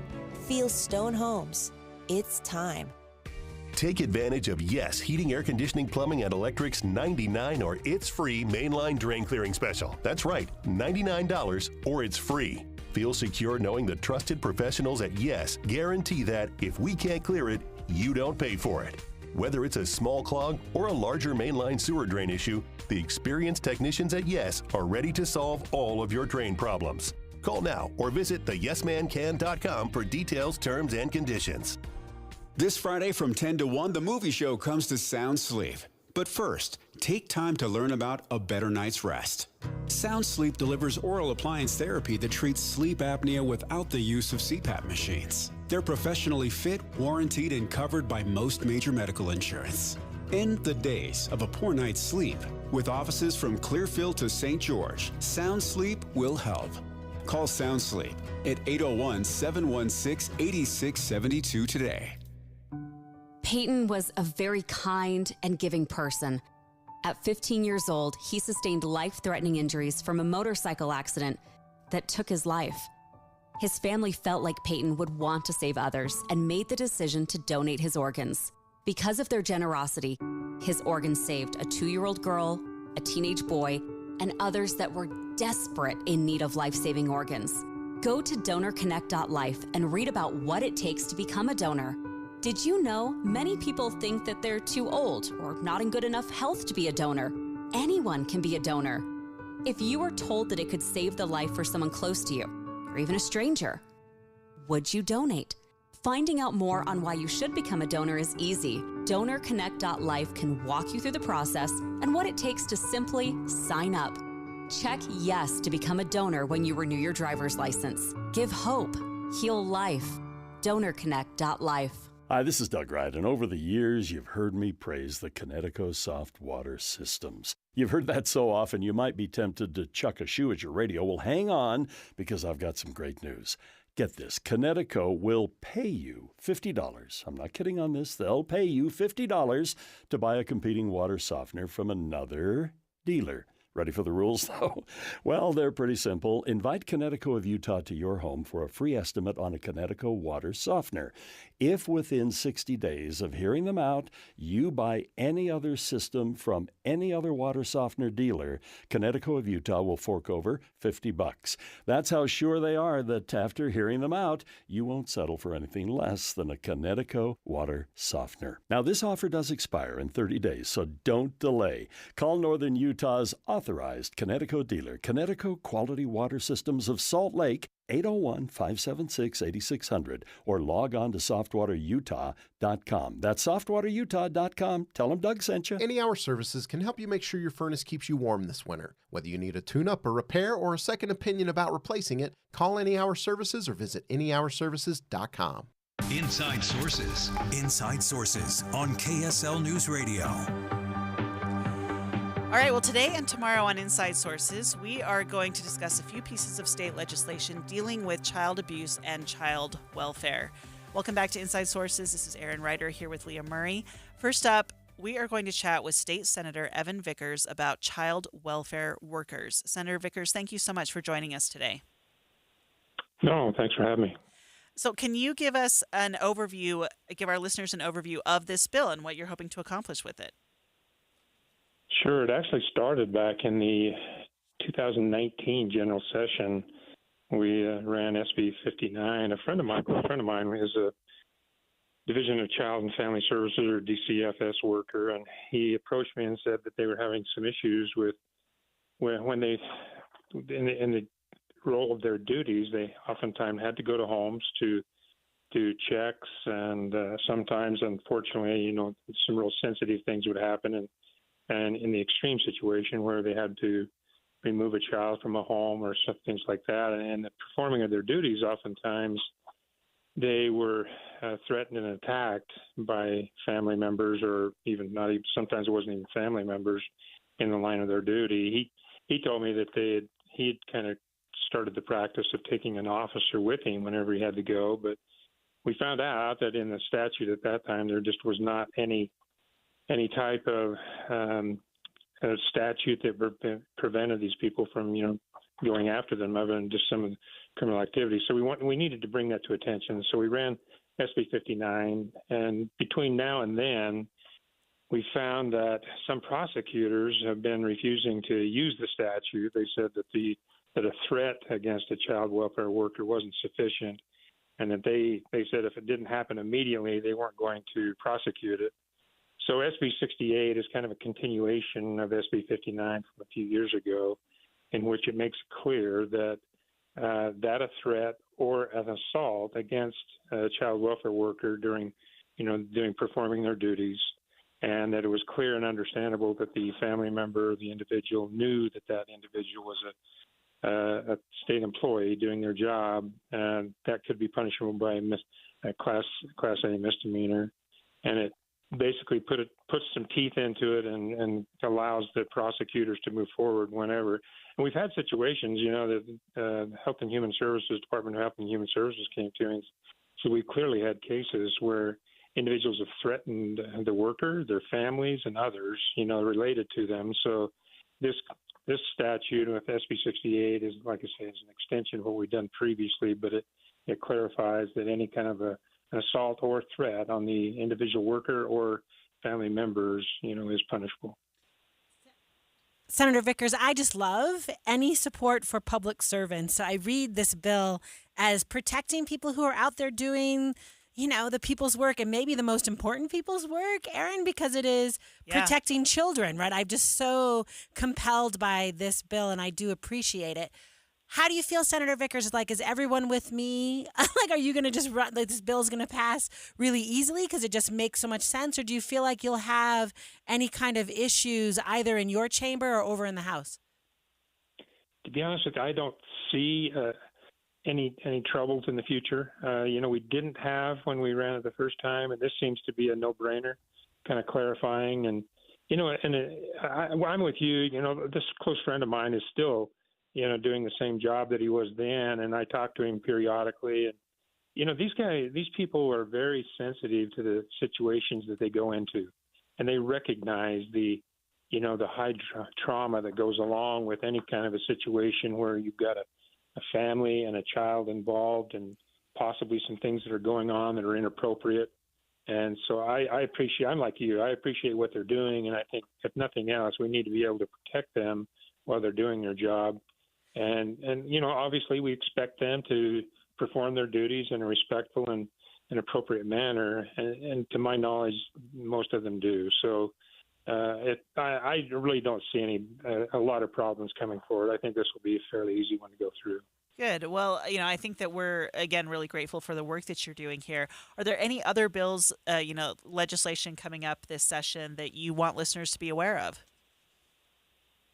Well, there's going to be a lot of things. There's a lot of things on the docket. We've listed a lot of priorities. From the Senate side, we've listed a number of priorities. There's going to be things on energy. There's going to be a lot of discussions about elections. I would encourage your listeners to make sure that they follow those items. And if the system is broken a little bit, then let's see if we can modify it and fix it and make it more secure. There will be a lot of discussion about education, as there always is, a lot of discussion about higher education, especially this year. And so there's a number of topics that I think that are going to be high profile, and I would encourage the listeners to stay up on it the best way they can and reach out to their legislators and let them know what they feel about them. And how can our listeners keep up on what's kind of being discussed? Obviously, talking to your representative, your senator, is an important one. But if how does the average person sort of follow and track what's happening in the session?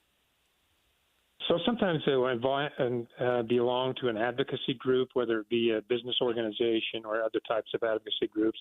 They can help them. But the website is very transparent, the oe.utah.gov, and just Google Utah State Legislature, and you can find that. And you can track down individual bills. You can track down topics.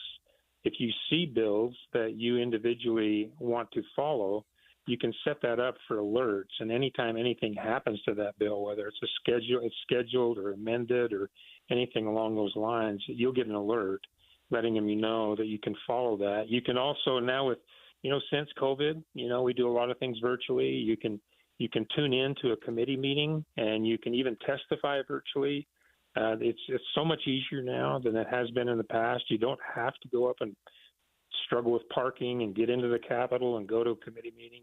So I would encourage people that if they have time and there are topics that they're really interested to follow those committee meetings, you can go backwards. If you miss something and you get home and you want to follow up, you can go to the website and you can listen in to a recorded committee meeting or those types of things, you can go to that particular bill and it'll take you to the very spot where you want to go. And so there's the tools are there. It does take some effort, but the tools are there.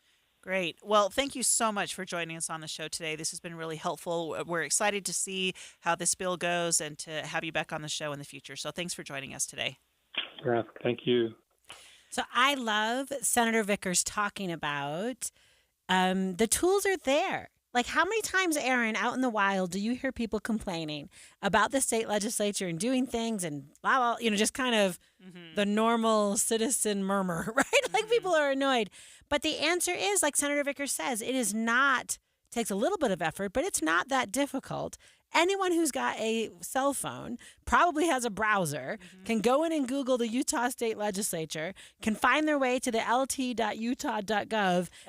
le.utah.gov, thank you, and basically say, I'm interested in this bill, and then get an alert and know what's happening.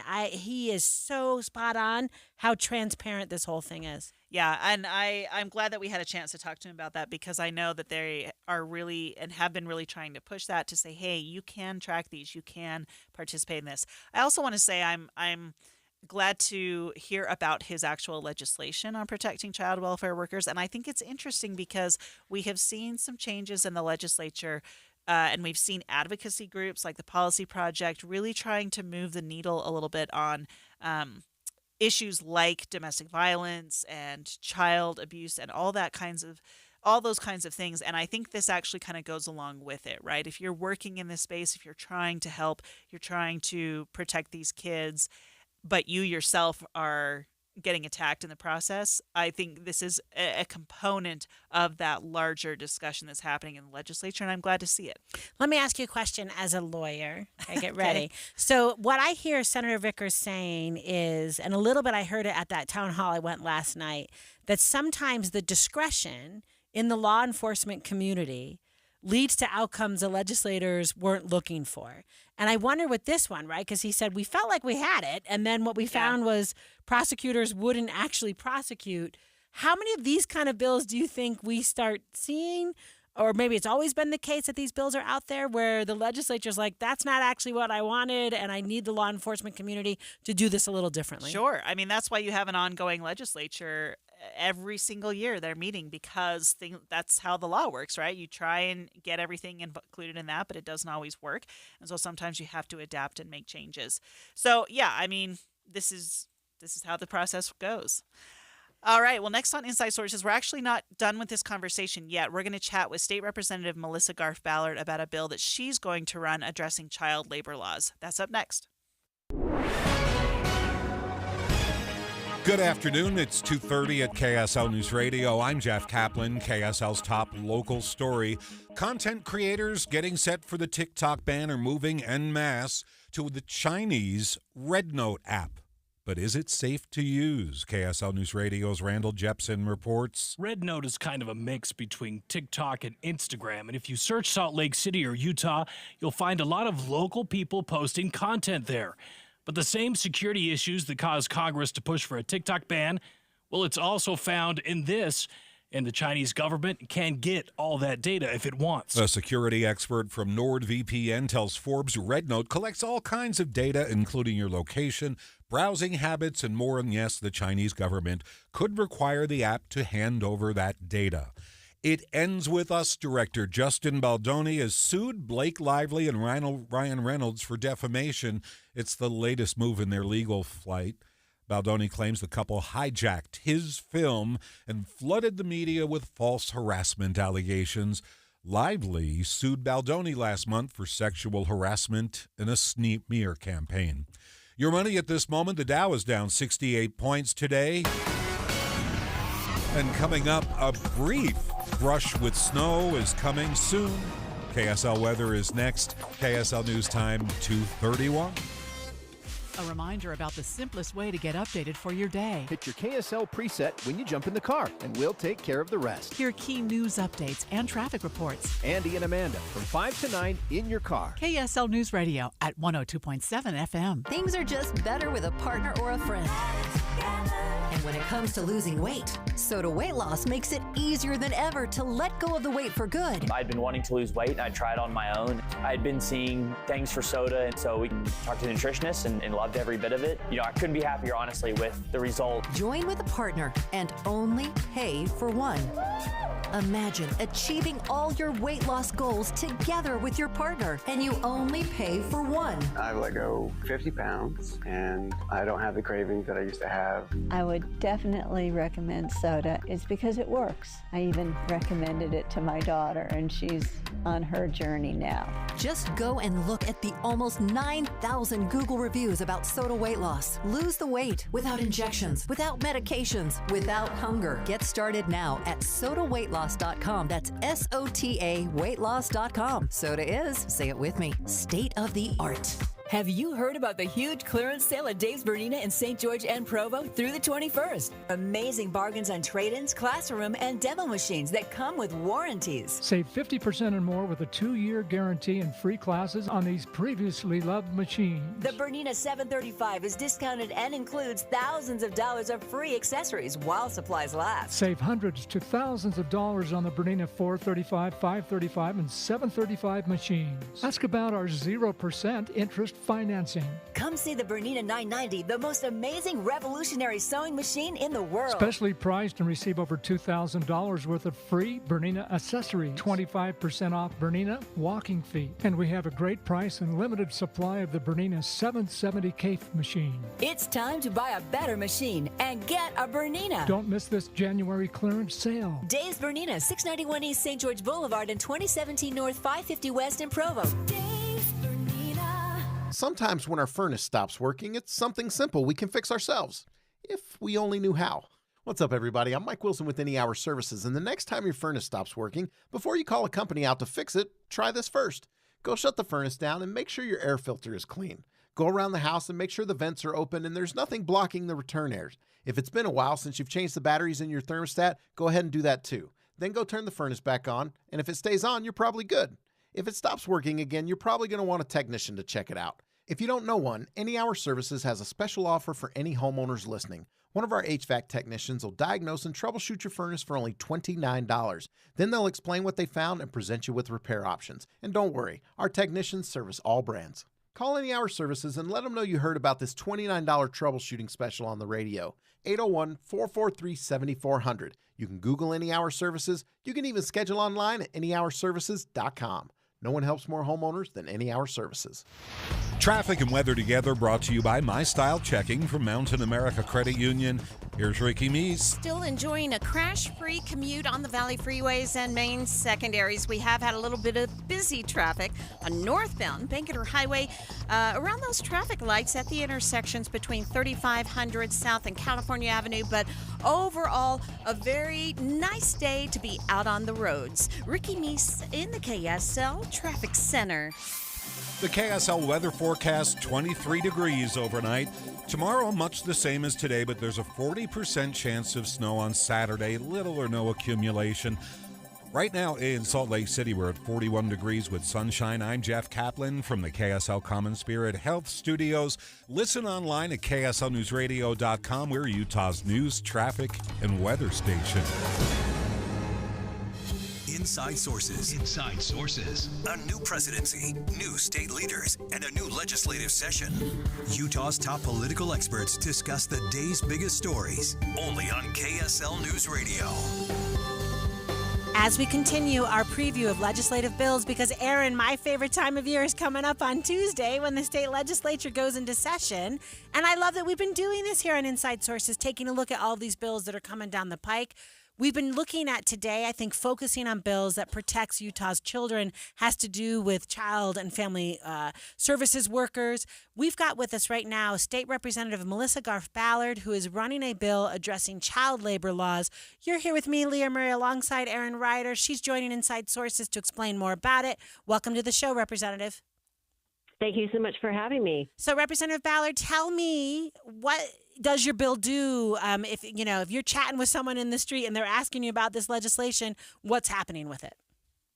Yes, right now, if anyone is notifying the Department of Labor that there's a business or an entity violating child labor laws, the Department of Labor literally just sends a letter to them saying, we've had this complaint, you need to address it.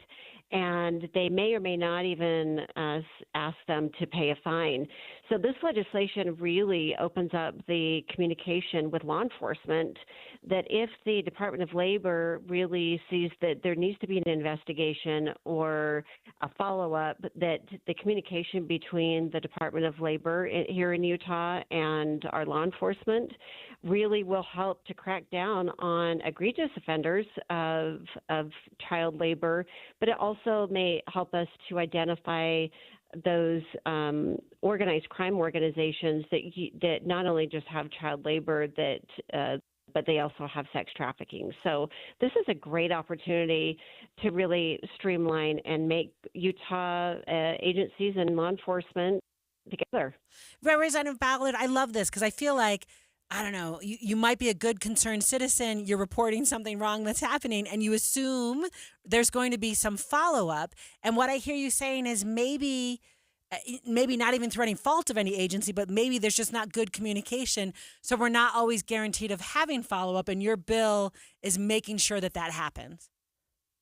It really does, because we want if there's a consideration of really egregious actions by businesses or groups, we want law enforcement to have the chance to go in and investigate. And that connection just hasn't been made well in the past. So I'm really looking forward to the efficacy of changing and identifying how we tell these egregious offenders, you cannot use child labor and violate Utah law.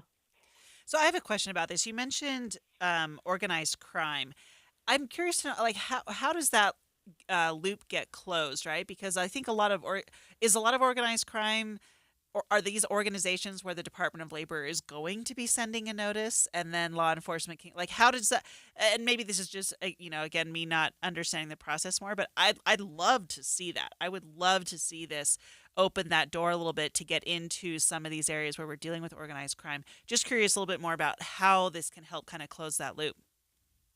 Yes, right now, unless it's the federal National Department of Labor going in, there's really not a connection with law enforcement. And so this is brand new, that is a hole in our system that has not been identified before.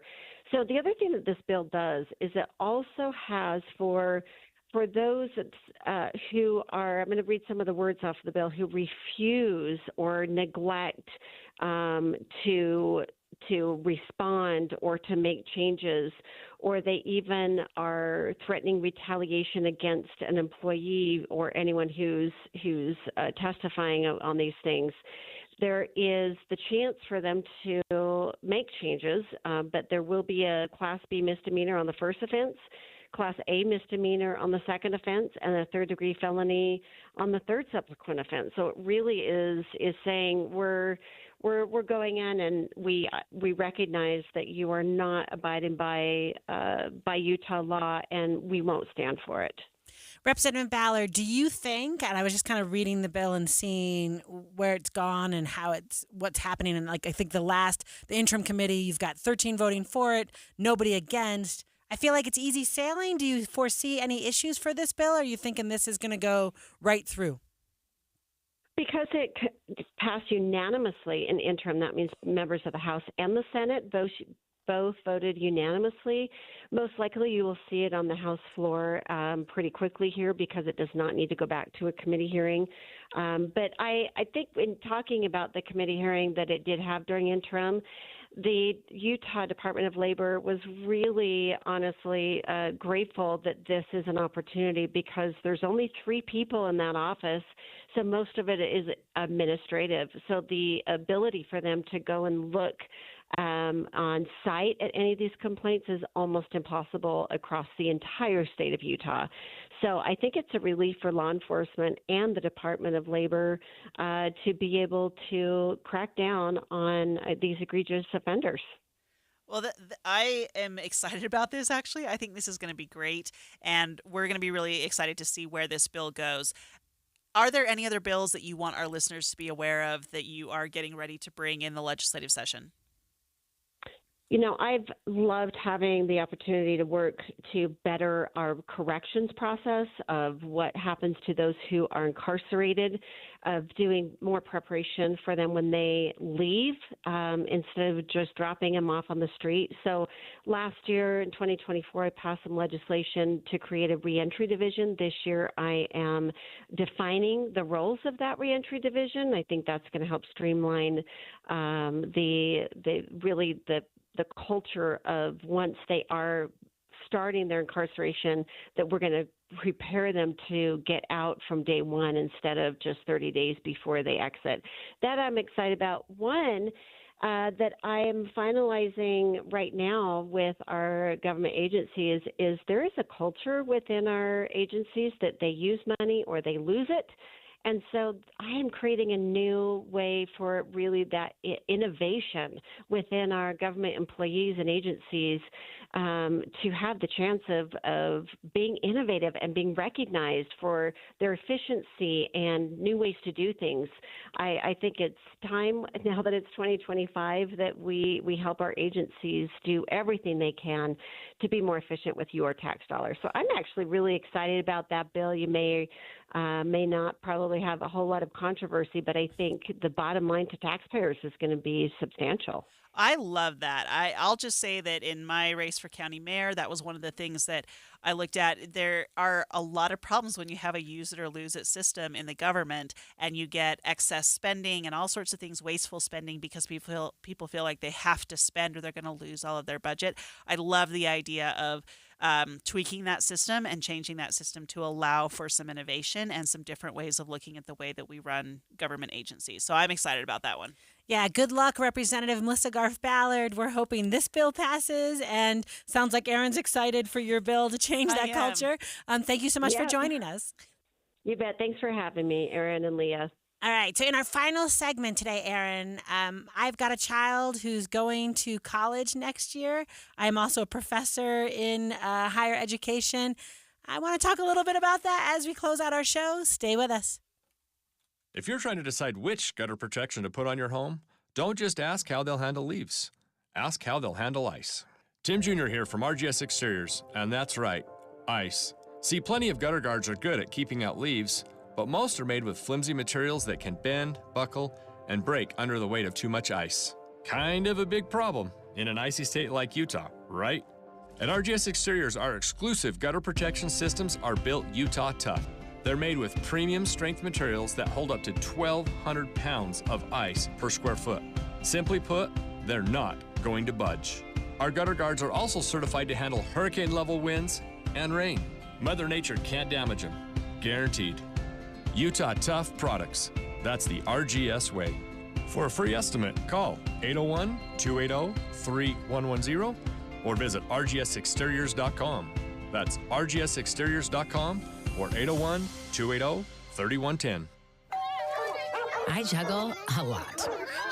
And managing constipation with belly pain from my irritable bowel syndrome with constipation, or IBS-C, with laxatives and fiber isn't enough. My doctor recommended a way to get ahead of it. Then I said yes to Linzess. Linzess linaclotide is a prescription medicine that treats IBS-C in adults. It's not a laxative. It's a once-daily pill that helps you get ahead of your symptoms. It's proven to help you have more frequent and complete bowel movements and helps relieve overall abdominal symptoms, belly pain, discomfort, and bloating. These symptoms were studied in combination, not individually. Do not give Linzess to children less than 2. It may harm them. Do not take Linzess if you have a bowel blockage. Get immediate help if you develop unusual or severe stomach pain, especially with bloody or black stools. The most common side effect is diarrhea, sometimes severe. If it's severe, stop taking Linzess and call your doctor right away. Other side effects include gas, stomach area pain, and swelling. Talk to your doctor and learn more at linzess.com or call 1-800-LINZESS. Our military faces a crisis. Recruitment down. Morale weak. Our leaders more focused on going woke than killing terrorists and defending America. President Trump nominated Pete Hegseth as Secretary of Defense to change things. Hegseth isn't an insider or a swamp dweller. He's a decorated veteran of the United States Army who deployed to Iraq and Afghanistan, and he's exactly who we need leading the Department of Defense. Hegseth will ban woke nonsense from our armed forces, strengthen our military, and make our soldiers proud to serve. Call your United States Senator at 202-224-3121. Tell them stand with Trump. Confirm Pete Hegseth as Secretary of Defense. Again, call your senator at 202-224-3121. Tell them to vote to confirm Pete Hegseth and make our military great again. Paid for by American Leadership PAC. Hey everyone, it's Ted from Consumer Cellular, the guy in the orange sweater, and this is your wake-up call. If you're paying too much for wireless service, you don't have to keep having that nightmare. Consumer Cellular has the same fast, reliable coverage as the leading carriers for less. And for a limited time, new customers receive their second month free when they sign up and use promo code SECONDFREE by January 26th. So why keep spending more than you have to? Seriously, wake up and call 1-888-FREEDOM or visit consumercellular.com. Taxes, fees, and other third-party charges will apply. See website for additional details. Progressive's Auto Quote Explorer lets you easily compare direct rates from different insurance companies, so you can be confident you're getting the right one, even if it's not with Progressive. Way more confident than you were when you bought that TV in the parking lot. It just happened to not come in a box, or include a remote. And when you finally managed to turn it on, all it displayed was the menu of Grumpy's Tacos. So use Progressive's Auto Quote Explorer and be confident you're getting insurance that's right for you. Progressive Casualty Insurance Company and affiliates. Not available in all states or situations. Prices vary based on how you buy. Getting help with plumbing repairs is easier than you think. All you have to do is call Any Hour Services or schedule an appointment at anyhourservices.com. No one helps more homeowners than Any Hour Services. This January, Ogden is the epicenter of amazing RV deals during the Northern Utah RV Show, January 23rd through the 25th. Inside the Golden Spike Event Center, you'll find unbeatable pricing on new and used travel trailers starting as low as $129 per month on approved credit, and fifth wheels starting as low as $349 per month OAC. You'll also find every remaining new 2024 on clearance during the show. Plus, you can play now and pay later with no payments until April OAC. We'll also have the entire lineup of Go Play travel trailers ready to tour and take home at the lowest pricing of the year. Start shopping the biggest deals now at NorthUtahRVShow.com. On top of unbeatable pricing, every RV purchase receives a free 1-year RV Fix membership, your fast track to RV service repairs. Get in for free to Ogden's biggest new and used RV sale, the Northern Utah RV Show. 3 days only, January 23rd through the 25th, inside the Golden Spike Event Center. Sponsored by Vicious RV. Stock numbers 81734-87503. Based on 20% down, 8.99% APR for 180 to 240 months. Subject to prior sale. See dealer for details. This Friday from 10 to 1, the movie show comes to Sound Sleep. But first, take time to learn about a better night's rest. Sound Sleep delivers oral appliance therapy that treats sleep apnea without the use of CPAP machines. They're professionally fit, warranted, and covered by most major medical insurance. End the days of a poor night's sleep. With offices from Clearfield to St. George, Sound Sleep will help. Call Sound Sleep at 801-716-8672 today. On the surface, it seemed like just another Cinderella story. A team that was predicted to finish dead last is now waiting to play the first round of the playoffs. But Real Salt Lake's 2021 playoff run was so much more than what happened on the pitch. Our club is burning to the ground. This is the tip of the iceberg. Making of a Moment, the RSL story, is available now. I just kind of got chills right now thinking about it. Follow us at makingamomentpod.com or wherever you get your podcasts. Inside Sources. Inside Sources on KSL News Radio. All right, well, we have for our final segment here an interesting article from Deseret News titled, "Is It Time to Shelve College Admissions Exams?" You've got me, Erin Ryder, here with Leah Murray. We're going to talk about college exams. Leah, you are a college professor. Yeah, but pause real quick. I also want to say to everyone who's in this conversation with us, so I took a GRE. You would have taken an LSAT. I took the LSAT and the GMAT because I did both a law degree and an MBA. So I had to take both. Was that like a... This was when law schools have changed now where they're accepting different kinds, and I think even MBA programs too. The GRE is much more pervasive than it used to be. But when I went to school, this was 2011, 2012 that I was doing this, you still had to take the LSAT if you wanted to get into law school, and the GMAT if you wanted to get into business school. Business school, yeah. So I did the GRE. That's for graduate school, right? So Yeah. basically, and I think everything has changed, although maybe people listening to us are of an age, so they might have similar backgrounds like we do. So I took the SAT and the ACT. I was from the East Coast, and the SAT was the test of choice back there. But I was advised by a counselor to also take the ACT just in case, right? Like if you were looking at a school, you could do that. Yeah, I only took the ACT. Right. I feel like out here, the SAT doesn't happen. I will tell you, like, all right, so now I'm just going to brag just a touch, go with me. But I took the PSAT, which was the practice standardized test, right? The SAT test. And I was a national merit scholar based on the score of the PSAT. So when my kid, I was saying before we went to break that I've got a child who just got into college and is going to college next year. In her junior year, I said, where's the PSAT? How you got to take that to maybe be a national merit scholar? And she's like, yeah, nobody here does that. So it's just a different vibe. Does that make sense? Like different tests. I think they assess probably the same thing. My question for you, so let me pick on you, my lawyer friend, because you took the LSAT. Do you feel like anything on the LSAT made you a better lawyer? This is the debate that has raged amongst lawyers for a long time, because the LSAT, even the bar exam, actually, we saw during COVID that states, including Utah, I think in 2020, the state of Utah, many other states said, we're just not going to administer a bar exam this year. You don't have to sit for the bar exam. Instead, we're going to do, I think it was, you had to have like 300 hours practicing with a licensed attorney, and then you could qualify for an apprenticeship.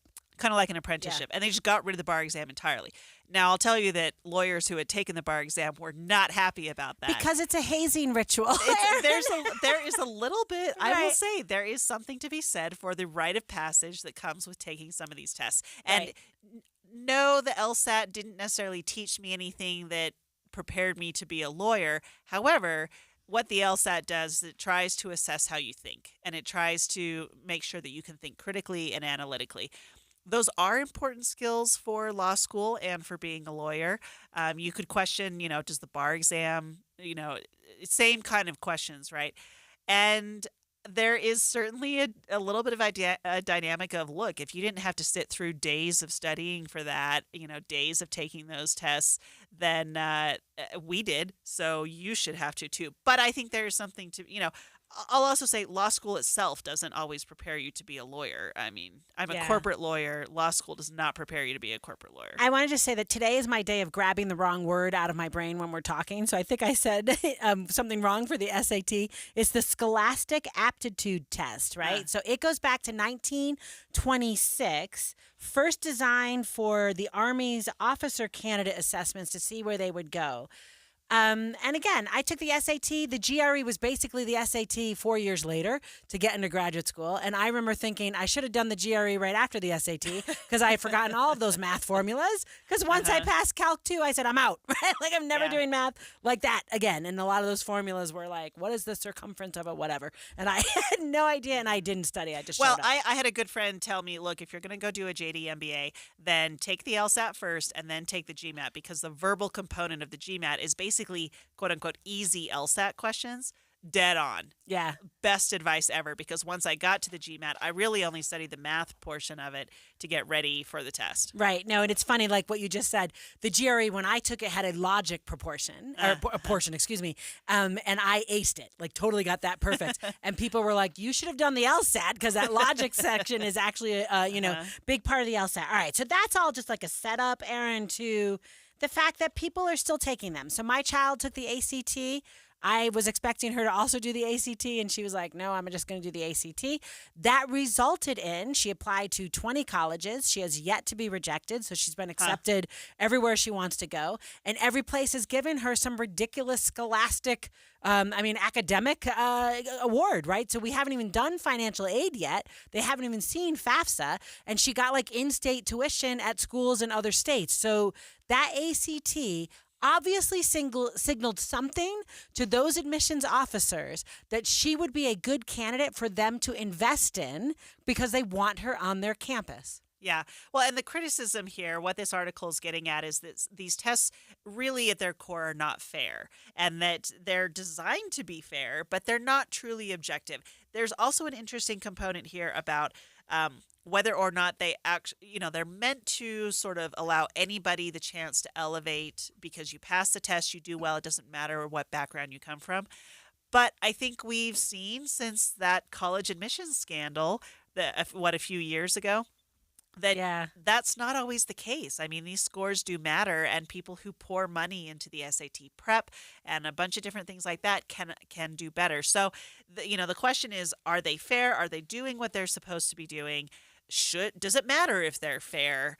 I don't know. These are interesting questions. Right. So the interesting thing is Elizabeth is applying to schools, and it's not like it was when I did it back, in black and white times, right? So I would have had to send files to all these different colleges. She does something called a Common App, right? She fills in the stuff for the Common App, and then it, from this centralized location for her, sends it out to the colleges that she is interested in.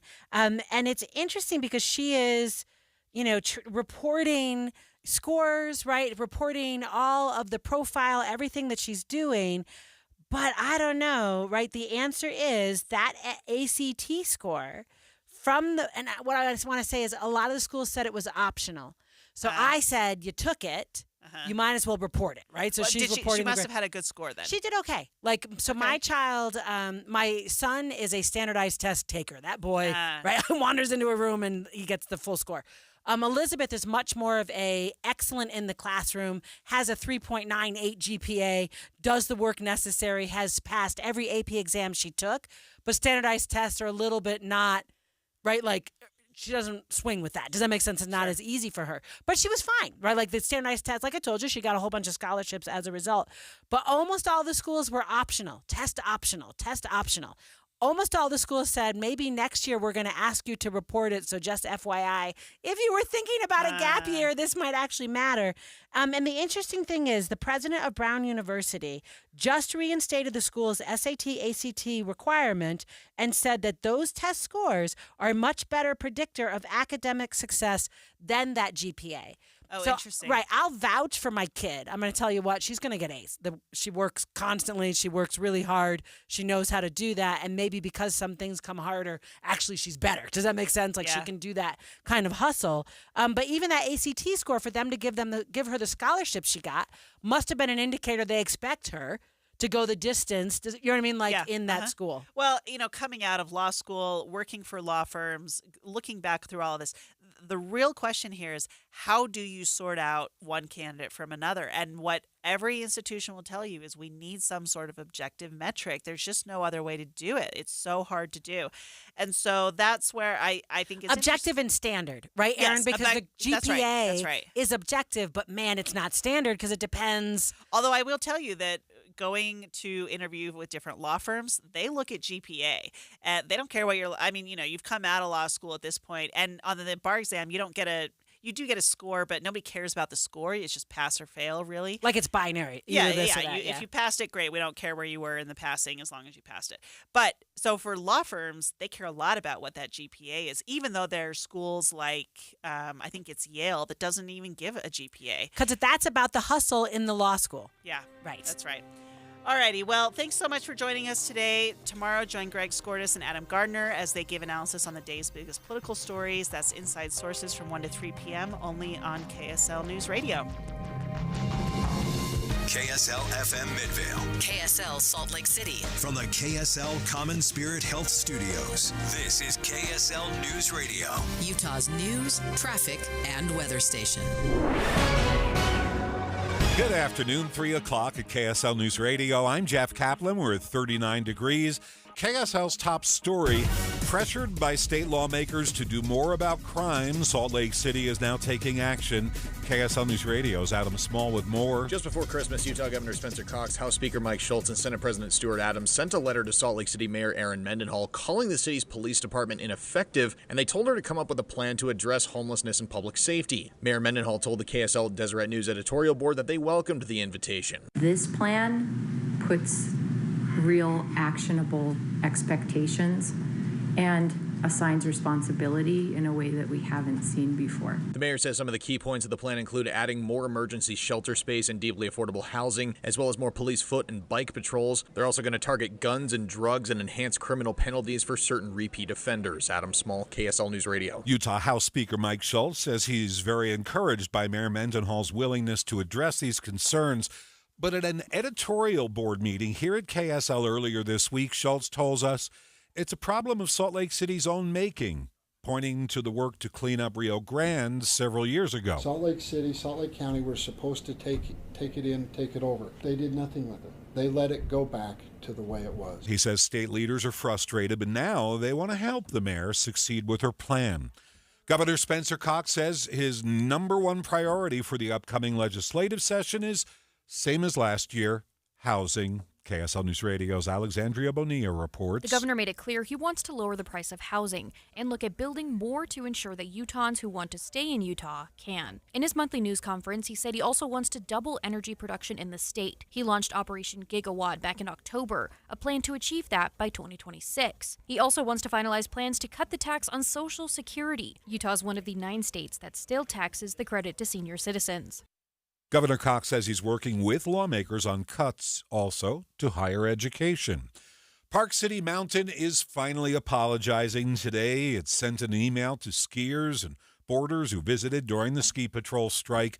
With most of the runs closed and serpentine lift lines, Vail Resorts is offering anyone who skied or boarded at Park City a voucher. Using a complex formula, the resort will offer Epic Pass holders who are on the mountain December 27th through January 8th this voucher. They'll get a 25 to 50% credit on an Epic Pass for next year. No refunds or rebates, only discounts. KSL News Time 3:02. Israel is pushing back its vote on a ceasefire in Gaza. Maria Chaleos is live at the KSL National News Desk. Jeff, the Israeli cabinet pushed back a vote on the truce to Saturday. That after the National Security Advisor threatened to pull his party from the government. Meantime, in Tel Aviv, protesters blocked a main road as they called for the agreement to be signed and all remaining hostages freed. While giving his farewell remarks to reporters at the State Department, Secretary of State Antony Blinken saying he's optimistic the deal will happen. I'm very confident that this is moving forward, and we'll see the start of implementation of the agreement on Sunday. Also on Capitol Hill, a confirmation hearing for President-elect Trump's pick for Treasury Secretary Scott Bessent beginning today before the Senate Finance Committee. Now, the committee's ranking member, Democrat Senator Ron Wyden, kicking off the hearing on this note. Donald Trump's going to be waging this class war instead of fixing what's broken about the tax code, which is there's a special set of rules that apply only to the ultra-wealthy. Make no mistake about it. Those ultra-wealthy people get to pay what they want when they want to, and often little or nothing for years on end. Here's Bessent during his opening statements. As President Trump has said, we will unleash the American economy by implementing pro-growth regulatory policies, reducing taxes, and unleashing American energy production. Bessent saying that it's crucial to cut taxes for middle-class families. Live from the KSL National News Desk, I'm Maria Chaleos, KSL News Radio. The United Jewish Federation of Utah is welcoming news about a potential hostage release. The local organization is thanking Presidents Biden and Trump for working together to get a deal done. In a statement, the Jewish Federation says we've carried the hostages in our hearts for more than 15 months. This case has been shrouded in a veil of secrecy. Now, lawyers for the suspect in the University of Idaho murders, they want to lift the veil. Kohberger's attorneys are asking the court to make public records detailing the way DNA evidence was used by detectives in building the case against Kohberger. The DNA evidence, which police said matched Kohberger, could be a linchpin in an otherwise mainly circumstantial case. Kohberger's attorneys claim investigators used a controversial new genealogy technique to link Kohberger to the crime, which they claim is not a smoking gun. Alex Stone, EBC News. One of the funniest baseball players ever died this morning. Bob Uecker won a World Series ring, spent generations in the broadcast booth, and was so funny, he ended up a frequent guest on Johnny Carson's Tonight Show. He's been in movies as well. Bob Uecker was 90 years old. Announcing his death, his hometown team, the Milwaukee Brewers, called it one of the most difficult days in the team's history. KSL News Time 3:06. First look traffic. Ricky, how's the rush? We are seeing a light commute so far, but a couple of trouble spots. One is an accident in Utah County, southbound I-15, Main Street, Spanish Fork, out of traffic on the shoulder. Ricky Meese in the KSL Traffic Center. So today there's research out from BYU about the youngest child being the favorite of the parents.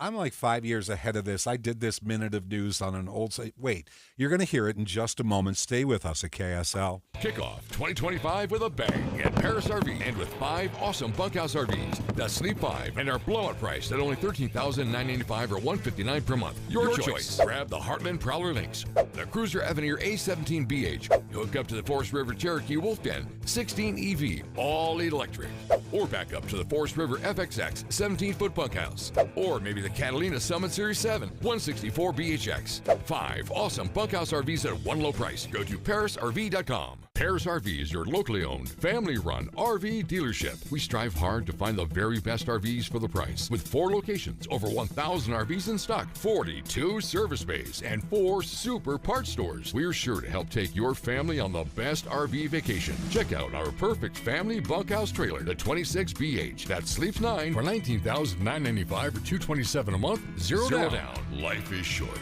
Enjoy it. North Murray, South Murray, Payson, and Pocatello. ParisRV.com. If you've ever set New Year's resolutions before, you know how difficult it is to follow through because you have to wait to see the results. What's up, everybody? I'm Mike Wilson with Any Hour Services, and in honor of your New Year, New You resolutions, Any Hour Services is February when you have Any Hour Services and schedule a free estimate. 801-443-7400. You can Google Any Hour Services. You can even schedule online at anyhourservices.com. No one helps more homeowners than Any Hour Services. Join your friends who rely on KSL each morning for the fastest route.